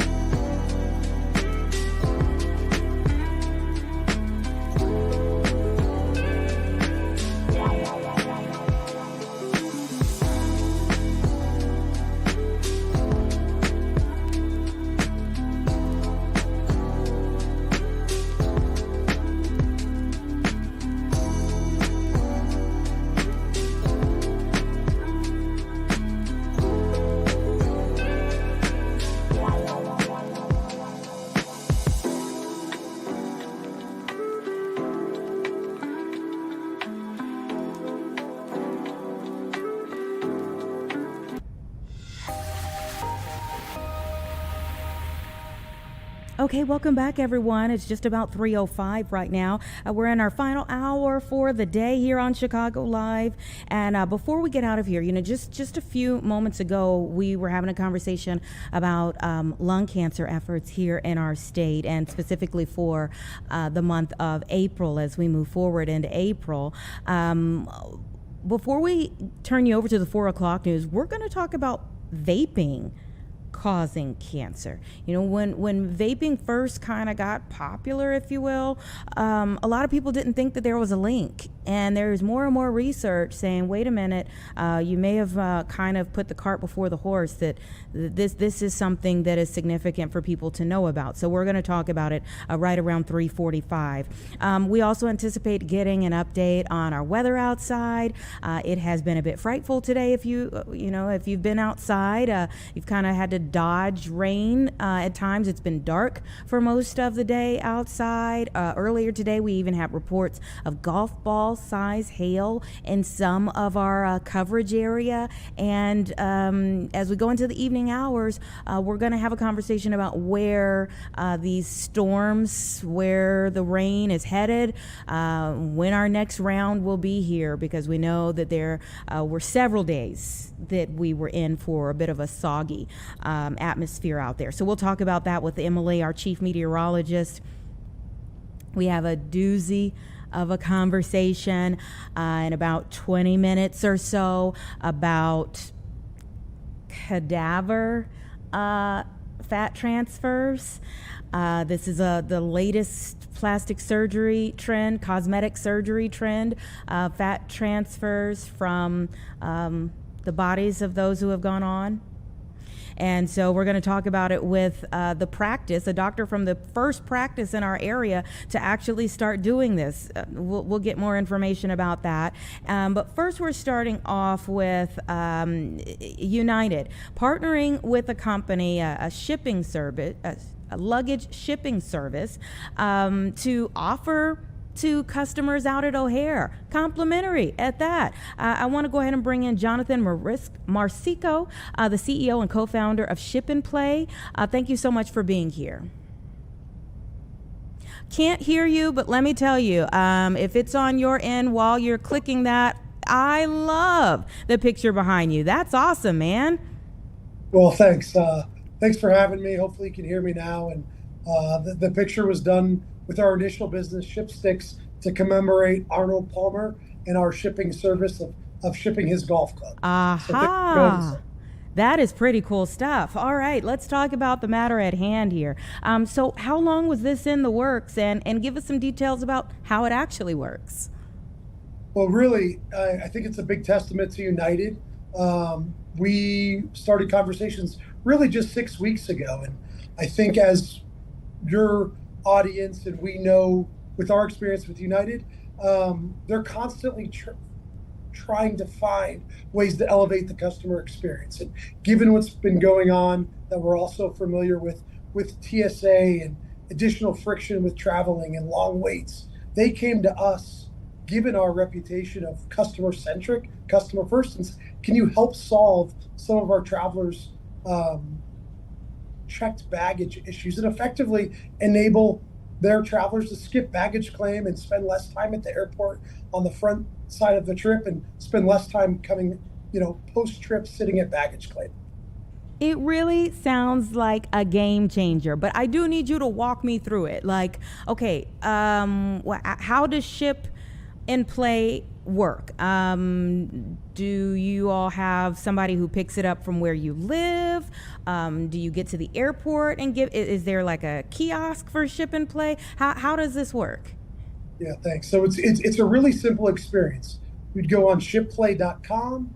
You would then choose your address, whether that's your home, hotel, or really any address, both domestically or internationally. You would schedule a shipment. You would pick your date and time you'd want it picked up at. From there, you'd pack your luggage like you traditionally would going on a vacation or a trip. We would pick it up at your doorstep and deliver to your final destination. So you really get to alleviate a lot of stress and anxiety when going to the airport because your bag is already waiting for you at its final destination. It sounds like complete game changer. Why are we just seeing it now? I mean, how long have you all been around, and why are we just seeing this now? It's a good question. So we've been around now 14 years. We started in the golf business, trying to create effortless travel for traveling golfers. So Shipsticks was our initial brand, and then Ship Skis, and now Ship and Play for the general leisure traveler, whether it's for family travel. We all know all the gear you have to carry with while traveling, or going on an international vacation, or going on a cruise. The punchline really is like skipping baggage claim forever, because we'll pick it up at your house and deliver it to your final destination, and the same thing returning back to your home or your final destination on the return flight.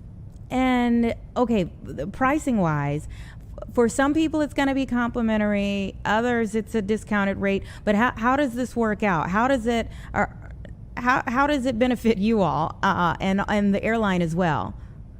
Well, it's really, again, customer centric. So it benefits us because happy travelers will get exposed to the service. So from a United perspective, they have certain levels of premier customers it's complimentary, and United's really helping support that. Then there's discounted pricing for all United customers traveling out of O'Hare through the months of starting last week, all the way through the summer months into early September. You will be prompted via the United app and email communications via the communications with United. And I guess, there's so many times that these days when you're boarding a flight, that they're always on the lookout for the weight restrictions there, that this would help them out from that standpoint as well. Yeah, you're 100% right. And really what this enables is traveling freely. You aren't bound by waiting and lugging. You bring your carry-on on with you. You move as you'd like to. You go where you want to when you want to, and your bags are waiting for you. So it's really a really travel hack throughout the whole travel experience that elevates the whole experience, not only for yourself, but for United as well, to your point. Now, how do hotels, if you're getting it shipped somewhere, how would a hotel know to hold it, or what's the communication like from that end? So from our team, we really ultimately differentiate from concierge service. So our team will be in touch with the hotel to please expect this bag coming in at this date and time for your upcoming guest. So in most cases, that'll be held at the bell desk, a concierge, or shipping and receiving. But we will communicate A, with the hotel to be expecting, and B, with the customer for them to understand where it'll be held for them in their name. I'm really wow, this is pretty amazing. I remember being at a conference once, a sorority conference, and the lines for UPS, they were so long because everyone was trying to, if you were at 49.5 pounds before on your way to the conference, everyone had bought so much stuff, you knew you were way over the weight limit to come back. And so everybody was trying to go to UPS to get their bags back. So I can only imagine if something like this were available to people, how it would have helped. Yeah, that's right. That's right. I mean, we all know the friction with traveling, and we've been doing it going back to 2012 on the golf side, and now it's more broad. I think given our customer-centric approach, the experience people have had, United has really sort of seen the opportunity to help elevate their customers' travel experience to the best of their ability. And one of the things with airlines that I think becomes invaluable to us is the trackers for our bags. How do people track their bags if it's with you all? So we have a proprietary built technology that tracks their bag and gives constant updates from a tracking perspective.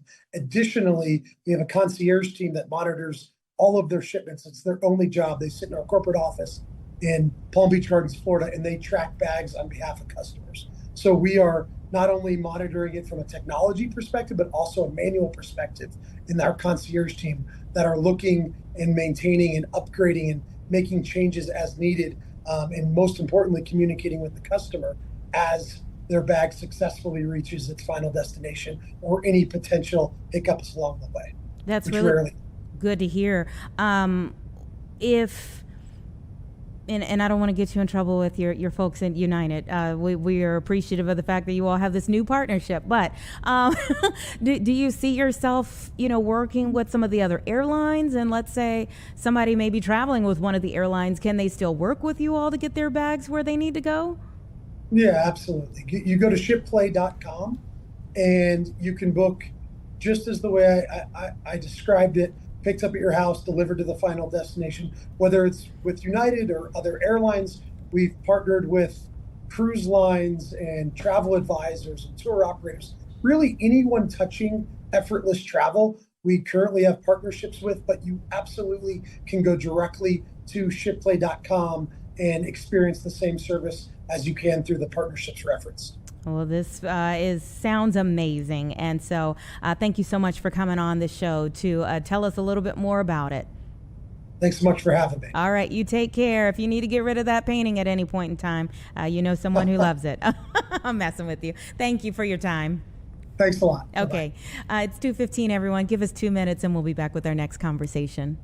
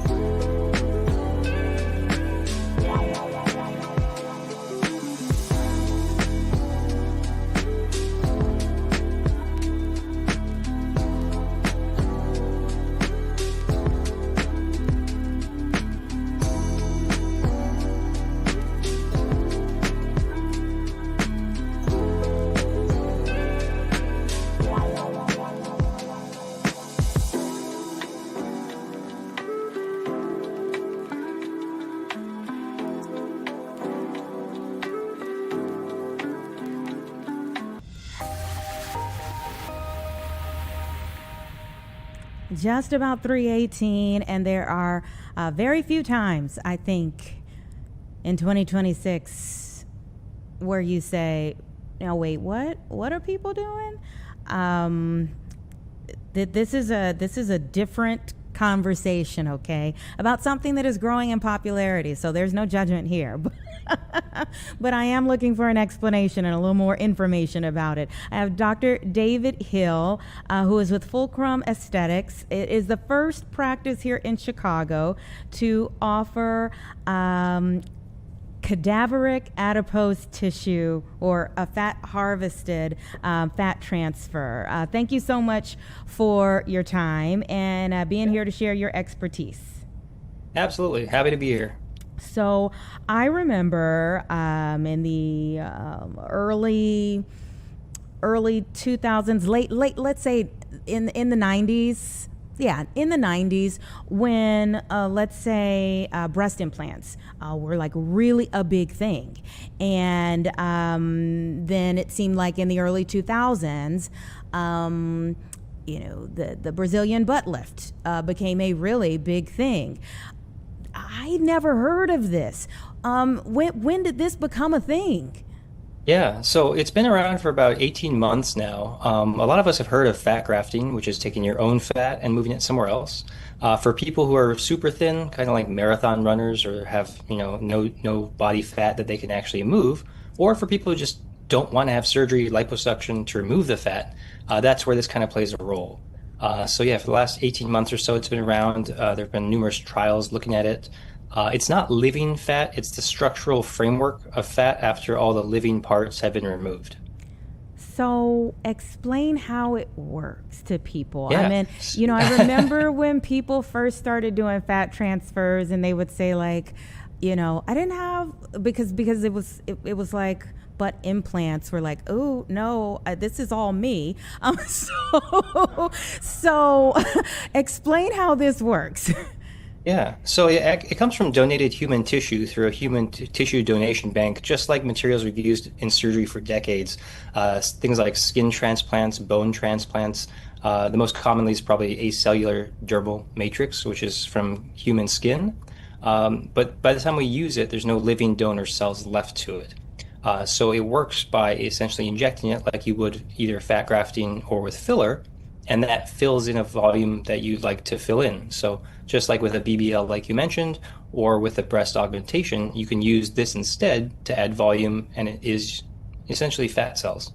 Well, like,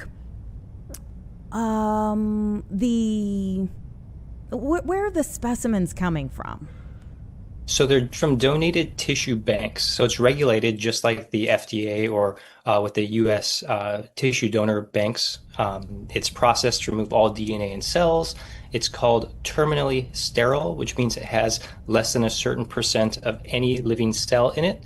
And that's how it's kind of regulated. So it's definitely a regulated field, which people don't realize. And that's how we reduce immune reactions in modern tissue grafts. And what's people's reaction like when they hear this is an option? To be honest, it's across the spectrum. I've had people be like, oh my God, I didn't even know that's a thing. That's amazing. All the way to, oh, that's kind of disgusting. I can't imagine someone else's tissue in my body. So it's definitely an option for people who want to use it or who lack their own fat or just want to avoid surgery. And then for people who don't like the idea, it's obviously not for them. Well, that's true. It's always maybe it's not for you. I'm sure there's another option for you. So, yeah. What is the maintenance like? I mean, I've seen people, and I do want to talk to you about this in a bit, but I've seen people who have posted videos of like going down to certain places, and then either they need to stay in a hotel for a while until they can sit on a plane to go back, or people who like travel and they traveled kind of oddly, need a couple seats to get back. How does that part flesh out? Yeah, so that's a great point about fat grafting in general, especially for larger volumes. And while there is this kind of medical tourism industry that you're talking about, even in the US, people that do fat grafting, especially to the buttock, will say there's a certain period of time where you don't want to sit on that fat. And the reason for that is that for the fat to survive, it needs a blood supply. And if you're sitting on top of it, the blood supply is squashed. So you're compressing the blood vessels and it doesn't last as long, it doesn't work as well. The nice thing about alloclay is it's a little bit spongier, it's less liquefied. And so there's a little bit more bounce back, there's a little bit more room for cushioning. So in that sense, in my practice, I actually have found you don't require any kind of extra protection from pressure. It integrates very well. So I've done up to 300 cc's of volume for a buttock with really a great result. And that patient didn't have any time where she couldn't sit on her own buttocks. Very interesting. And so what is like the recovery process? I mean, especially if somebody travels here, but even if they live here, like how long is the recovery process and what is that like? Yeah, that's a great question too. Everyone heals a little different. There's a variable amount of swelling. Sometimes there's bruising. I usually say across the board it takes about 3 months to get to your full recovery. When you inject this tissue, it's not like we're transferring someone else's tissue. We're placing like a biologic scaffold that your body can safely rebuild into its own. So it's like a space holder, but that space holder is a volume that you can see immediately. So There's an initial volume, about 80% of it stays long term, and by about 3 months, it's at its final volume. So you lose about 20% of what you see on day one. Mm. Okay, so you mentioned the body rebuilding it into its own, and that leads very well into the kind of term that's been used for this, which is zombie filler. What do you feel about it being termed zombie fillers? I mean, I think it's a catchy term, whether it's for or against it. It's something that people hear and remember. I think zombie isn't necessarily inaccurate. It's not living tissue. So in that sense, zombie, I guess, makes sense. But there's a lot of things that we use all the time, like I had mentioned before, like bone or skin grafts that are not living, that we use routinely in plastic and reconstructive surgery. So we use this is technically zombie bone or zombie skin all the time. But zombie fat, I think, is a relatively novel idea to a lot of people, and it's catchy. So I think it sticks. And what would be, what would be some of the adverse effects? Like some of the things that would say somebody is not the right candidate for this? Yeah, I mean, aside from the fact that they don't like the idea, I'd say someone is open to this idea. It's the same kind of risk profile as your own fat grafting. A lot of cases, like in the late 90s, early 2000s, that were publicized with fat grafting had to do with fat emboli, meaning the fat was injected into a vessel. Or it traveled to a vessel. Now that can be a disastrous complication, and that complication exists for fat grafting or for alloclay, but that's something that's intrinsic to how it's utilized rather than the product itself. Those risks have been greatly mitigated since the early 2000s because we use ultrasound when we inject sometimes, or we stay above the area where those big vessels exist. So for Brazilian buttock lift, it had some bad press about a decade or two ago because people were injecting into the muscle rather than into the fat layer. So now in some states it's standardized where you have to inject in a certain level or you have to use ultrasound. It just matters that you're in a safe area. TMZ has a thing right now saying, Cardi B, what it costs to be me. A part of that would obviously have to do with some of these procedures. And what is the cost like for something like this? So I will say it's very expensive. It standardly comes in a 12.5 cc syringe, which looks like this. That's about how much is in each package, and you can do varying numbers or increments of 12.5 cc's. This by itself is probably anywhere from $3,000 to $4,000. So if you're using it on smaller areas like hip dips, or you're just filling in asymmetries on the breast, I think it works well for a low budget. But if you're trying to do Cardi B type numbers, it's going to be really expensive really fast. Wow. And I'm guessing this is not covered by insurance. Correct.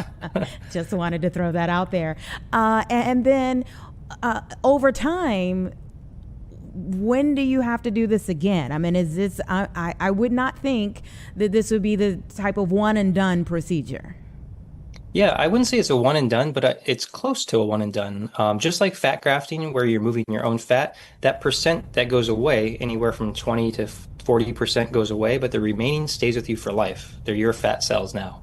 So they gain or lose weight with your body, whether you gain or lose weight. You can always repeat this procedure to get more fat in a certain area if you were to lose weight, but it's something that should stick with you for life. So this is something that you really want to think about before doing and commit to, because to remove it would require something like liposuction because it becomes your fat cells. This is fascinating. Again, no judgment here. It is fascinating.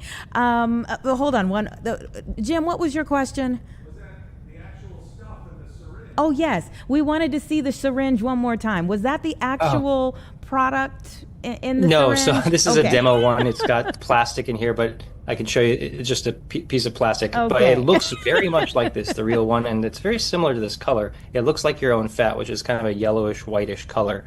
The reason is there's fat cells, and there's also what's called extracellular matrix, which is collagen and other proteins that kind of help integrate the fat.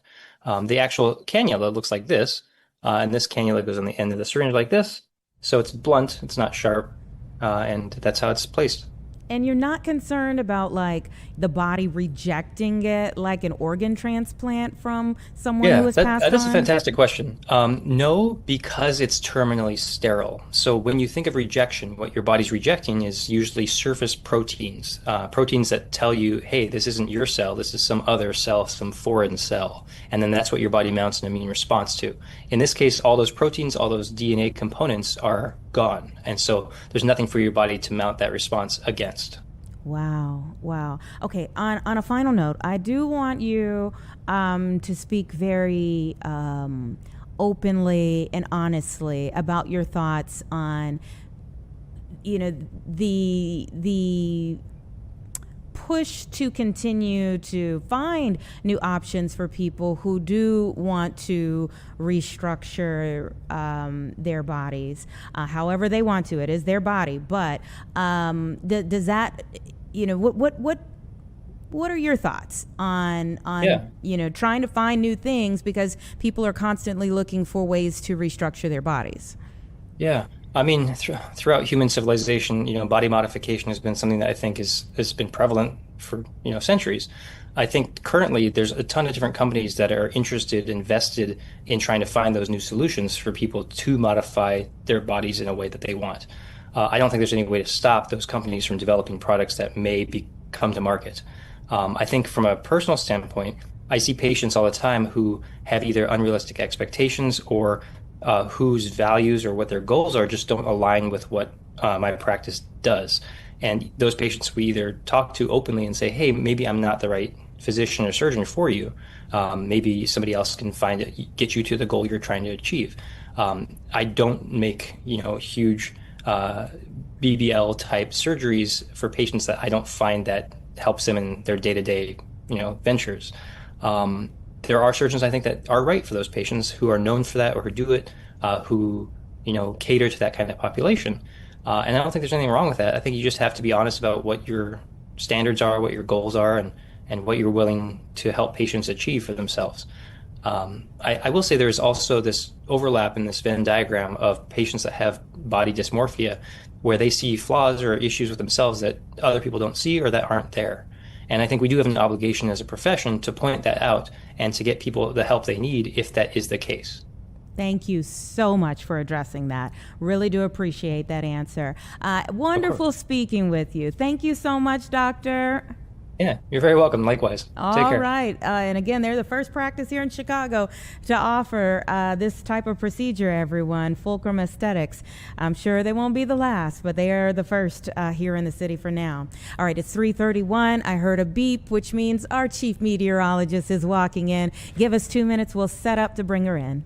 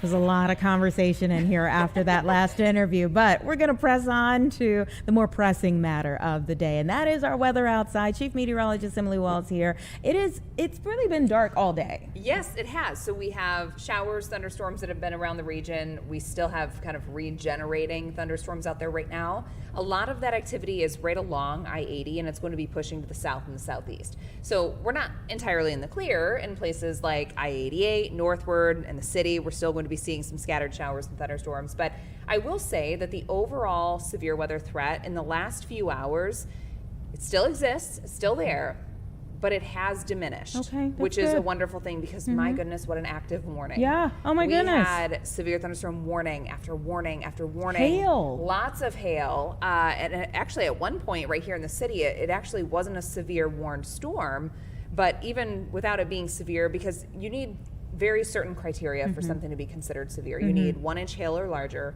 You need a 58-mile-per-hour wind gust or higher, or a tornado. We didn't have those with the particular storm that was coming through Chicago around 10:30 or so, but my goodness, the hail that was coming down, typically I can see the city skyline so beautifully, saw nothing.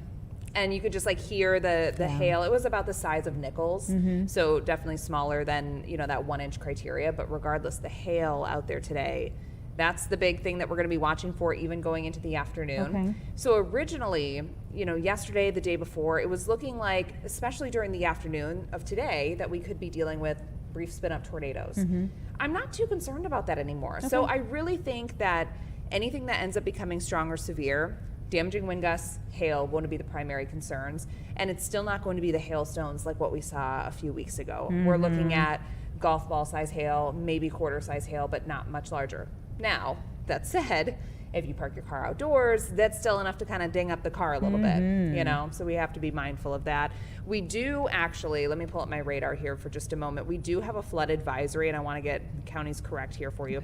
So southern Grundy County and then into northern Will County, there's actually a flood advisory that's going to continue just because of the really heavy downpours that we've had. So that's going to last for a few hours. So localized flooding concerns are going to be possible this evening as well. And so we're going through all of this today. Will it be a quite literal rinse and repeat tomorrow? Rinse and repeat, but without the severe potential. So we have a good chance of showers and thunderstorms again tomorrow. Same thing on Thursday, but on Thursday, we have a warm front that's going to be surging to the north. So if you've been paying attention to the 7-day forecast, or even just, you know, whatever weather app you may have on your phone, you're probably noticing a lot of fluctuations in the temperatures later this week. We've gone from forecasting 50s to 60s, now 70s on Thursday. So the reason that it's been all over the place is because it really depends on the exact placement of the warm front. Now it looks like the warm front's going to clear all of Chicagoland on Thursday, which is why temperatures are trending even warmer. So that's going to push us in the 70s, but because we're tapping into that warmer air mass with the higher dew points, that unfortunately means that we could be dealing with severe thunderstorms now on Thursday, whereas previously it was looking like just your average rain, couple rumbles of thunder, but now that we're tapping into that warmer air mass, we could be dealing with another go-around of severe storms on Thursday. Main hazards, again, appear to be damaging wind gusts and hail. And then on Friday, mainly dry conditions, which is nice for a change this week. Good Friday. Yes. And then we have more rain coming in on Saturday. And Saturday looks pretty soggy. I think we're going to have a decent amount of rain coming down, which is actually really unfortunate because a lot of Easter egg hunts are going to be happening on Saturday, a lot of community events. On Sunday, I know that says 20% in there, but let me just be honest with you here, Anita. I haven't taken the 20% out yet. I'm taking it out for the 4 o'clock show. So I'm not anticipating rain on Sunday for Easter Sunday. I think we're in good shape. I plan on erasing that from my system right there. So we should be partly sunny, but temps, they will be cool in the upper 40s. So kind of plan your outfits accordingly. You'll need that jacket or sweater along with all your pretty little dresses. All the pretty little dresses out there. Going back to Thursday on there, the home opener for the Sox. Yeah, we might not get that in. That's my prediction at this point. It looks like it's going to be very rainy. Again, thunderstorms going to be a concern as well, and some of those could be severe. So I'm not too hopeful that we're going to see that taking place. Or maybe it'll start, but I'm not convinced that we'll get the whole game in. Yeah. Looking at that, I'm like, oh, it's not changing. I know. And Thursday seems like a pretty sure bet of showers and storms. So I'm not feeling too hopeful about that. Sorry, Sox fans. Yeah. Well, Yeah. I mean, hopefully they give you something to cheer about for a little bit, one way or the other. Yeah, I know. I really brought down the mood there, didn't I? Sorry about that. Anything else that we need? Oh, time frame in terms of this evening? Yeah, so this evening, generally from about now through about 8 p.m. Okay. After that, we should be able to see showers and storms kind of moving on out of here. And again, the worst of it, I think any tornadic activity, that's likely going to be east of us now. So I'm not too concerned about that. Regardless, always have your ways of getting severe weather alerts if you haven't already. Yeah. Fox 32 weather app. Got to plug that in there because it's actually, if you sign up for the alerts and everything, you'll get them the same time I get them. So it's immediate as soon as those alerts come out, which is always good to know during severe weather season. Yeah, absolutely. And then will we wake up to rain, or will it be a while before it rains tomorrow? So tomorrow it's looking like we could be seeing stuff around midday and into the afternoon, but I don't think it's going to be a washout in the morning. I'm planning on walking my daughter to school tomorrow. Okay. So, all right. We take your lead on yeah, these things. there you go. You know, when you said, I'm planning she's going to be home on a certain day, you're like, take the meteorologist's lead, you know. All right. Thank you so much for coming up here. We know you got to get ready for the 4 o'clock news, but it's always important, especially on a day like this, so we get a little time with you. So we appreciate it. It's about 3:41, everyone. We're going to take a 2-minute break and we'll be right back.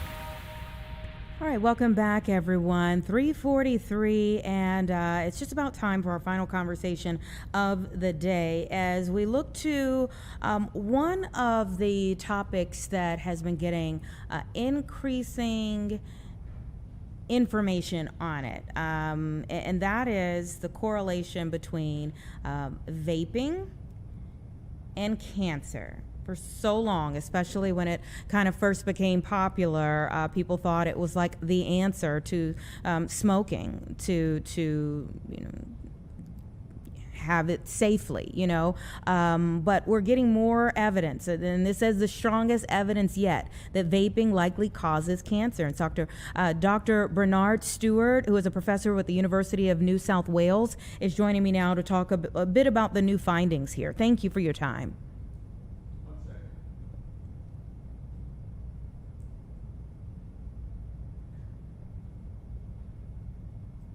Dr. Stewart?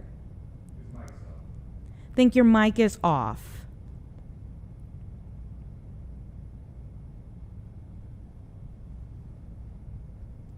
Now it's okay. All right, we can hear you now. Thank you so much for being here with us on Chicago Live. We appreciate it. Not at all. Chicago's a wonderful place. It sure is a wonderful place. I can't say that these new findings are wonderful. Tell me a little bit about the increasing evidence here that links vaping and cancer. The increasing evidence is not a measured increase in cancer cases amongst vapers. That may take decades. The evidence comes from tissue changes in lung and mouth of vapers that are consistent with cancer development. These changes are commonly referred to as biomarkers, and together with unequivocal evidence that vapers absorb a range of known carcinogenic chemicals, these indicators of cancer development, together with what's found in experimental animals and studies on cells and tissue exposed to vape aerosols, all consistently indicate the likelihood of cancer development. When did you all start looking into this? About 2 years ago. Covering the literature is quite huge, and we based the publication on reviews because otherwise there are literally thousands of references. But in selecting those reviews, we proclaimed a method to select all reviews. We did not cherry pick reviews that happened to suit any particular perspective or outcome. Mm-hmm. And was the sample, was it, you moved from animals to humans? Yeah. The animal data was just part of the totality of information. It's important because of the general public health principle that an agent that causes cancer in rodents should be regarded as if it's capable of causing cancer in humans. It doesn't prove the matter. It simply provides one channel of evidence. Mm-hmm. And so what do you want people to take from your study? I'm daunted by the fact that at least in my country, and I think in USA, the people who are taking up vaping at a very heavy rate are young people. And I don't expect for one moment a 13-year-old to avoid vapes on the basis that they may get cancer in their 40s and 50s. What's important is that regulators take on board this information and consider, as the jurisdictions allow in the United States, the availability of vapes and the information that should be provided to the community about proven health harms, including burns and chronic respiratory disease, and add to that the very real prospect of cancer, even if you don't go from vapes to smoking. Mm-hmm. And I mean, when we say young people, do you think that there is ever, an age that your lungs or that your body could ward off some of these effects that you've seen better than, a time in your life where you could handle it better than others? Like if they were to put an age limit on things. I understand your question, and it's a reasonable one.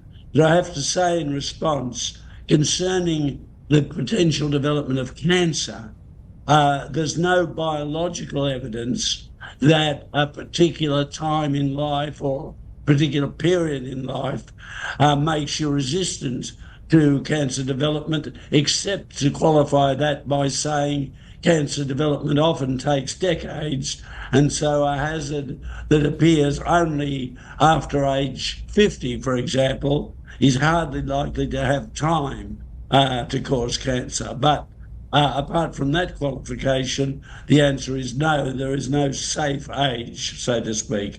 Mm-hmm. And I mean, moving forward, you know, I think about how long it took for the public perception of cigarettes to change. Do you think it will be the same with vaping? That's the worst fear, and it's a very reasonable speculation on your part. It took many, many decades to prove unequivocally that smoking causes cancer. And of course, that was resisted by tobacco companies who always called for more evidence before any action was taken by health authorities to, for example, ban advertising or limit sales to minors, to children. In the case of vapes, we do not want to wait decades before some action is taken. No one's talking about banning these products. That's not consistent with our societies either in Australia or New Zealand, Australia or USA. But there are options of keeping these materials, for example, out of the hands of very young people, and those options should be taken. Yeah, we appreciate the study that you're doing. I hope that people take it seriously, you know, and that there are more conversations, but not just conversation, but we'll see if any action comes from it.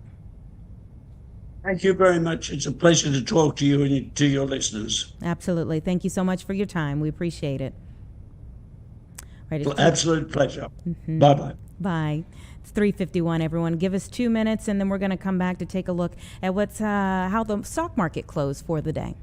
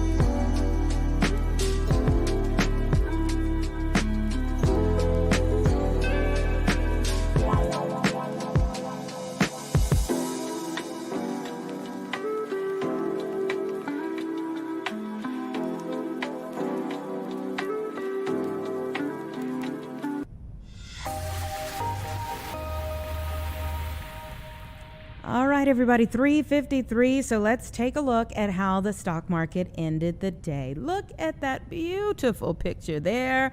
Oh my goodness, we haven't seen those types of numbers in quite some time. So let's talk a little bit about this surge that we're seeing today. All day, all green on the screen.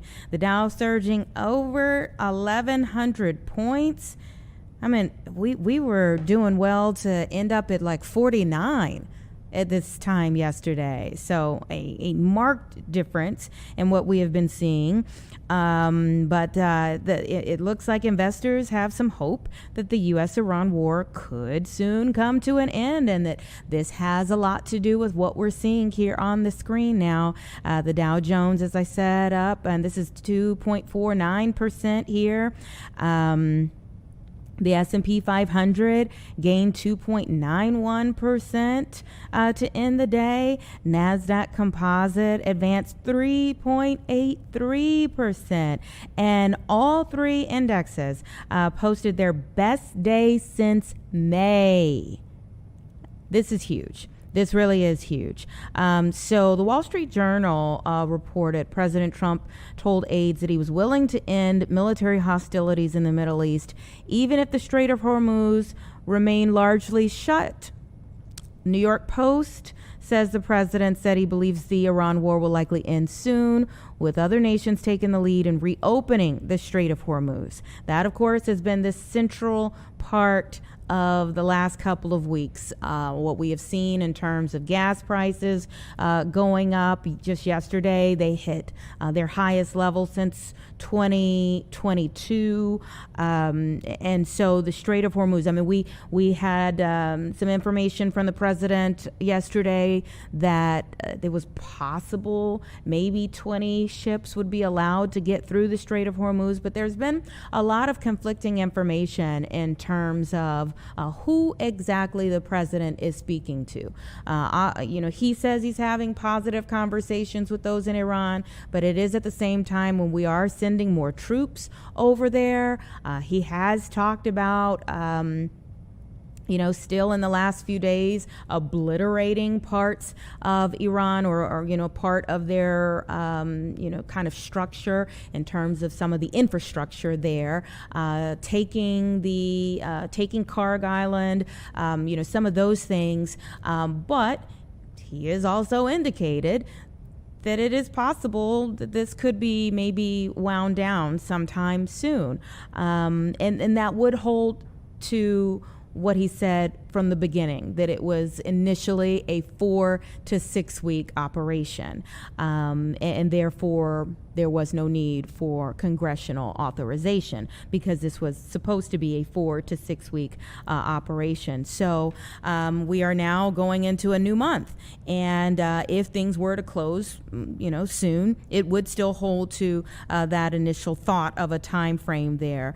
The crude prices today still high. Iran struck a Kuwaiti oil tanker in Dubai waters. Dubai's government, their media office says the safety of all 24 crew members has been secured. But there are still lots of things to be considered here as we go into midweek here. The major averages, though, posted a losing quarter. So that's kind of overall. We've seen a good day today, but overall a losing quarter thus far, with some signs. I'm Sylvia Perez. I'm Terrence Lee. Next at 4, someone was killed in an accident at a factory in Carroll Stream. An insurance dispute. Why a local homeowner says her claim was denied because of Google images. There was another big crowd out last night. Police say a group of teens left damage behind in Hyde Park. Plus another round of strong storms heading our way. Emily has the timing for us. All next on Fox 32 News at 4.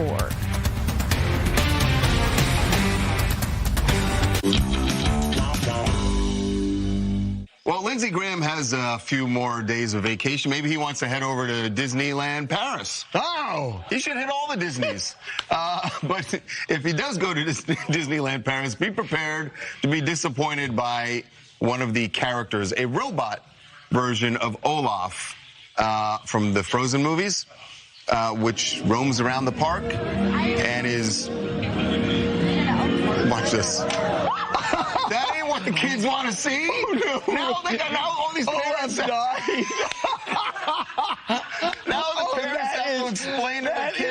hysterical. Mommy, what happened? You gotta charge the batteries on these things before you send them out there. I want to bring that to birthday parties and have for kids. I want to like literally start a business and watch the robot drop dead. And you have a camera that just watches all the kids' faces. It would be hysterical. Wow. Oh God, I'm sorry that you are reveling so much in the pain of some children. We'll see you tomorrow. Bye.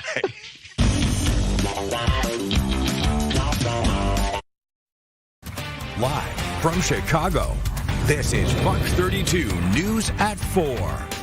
A lot to catch up on, including a multi-million-dollar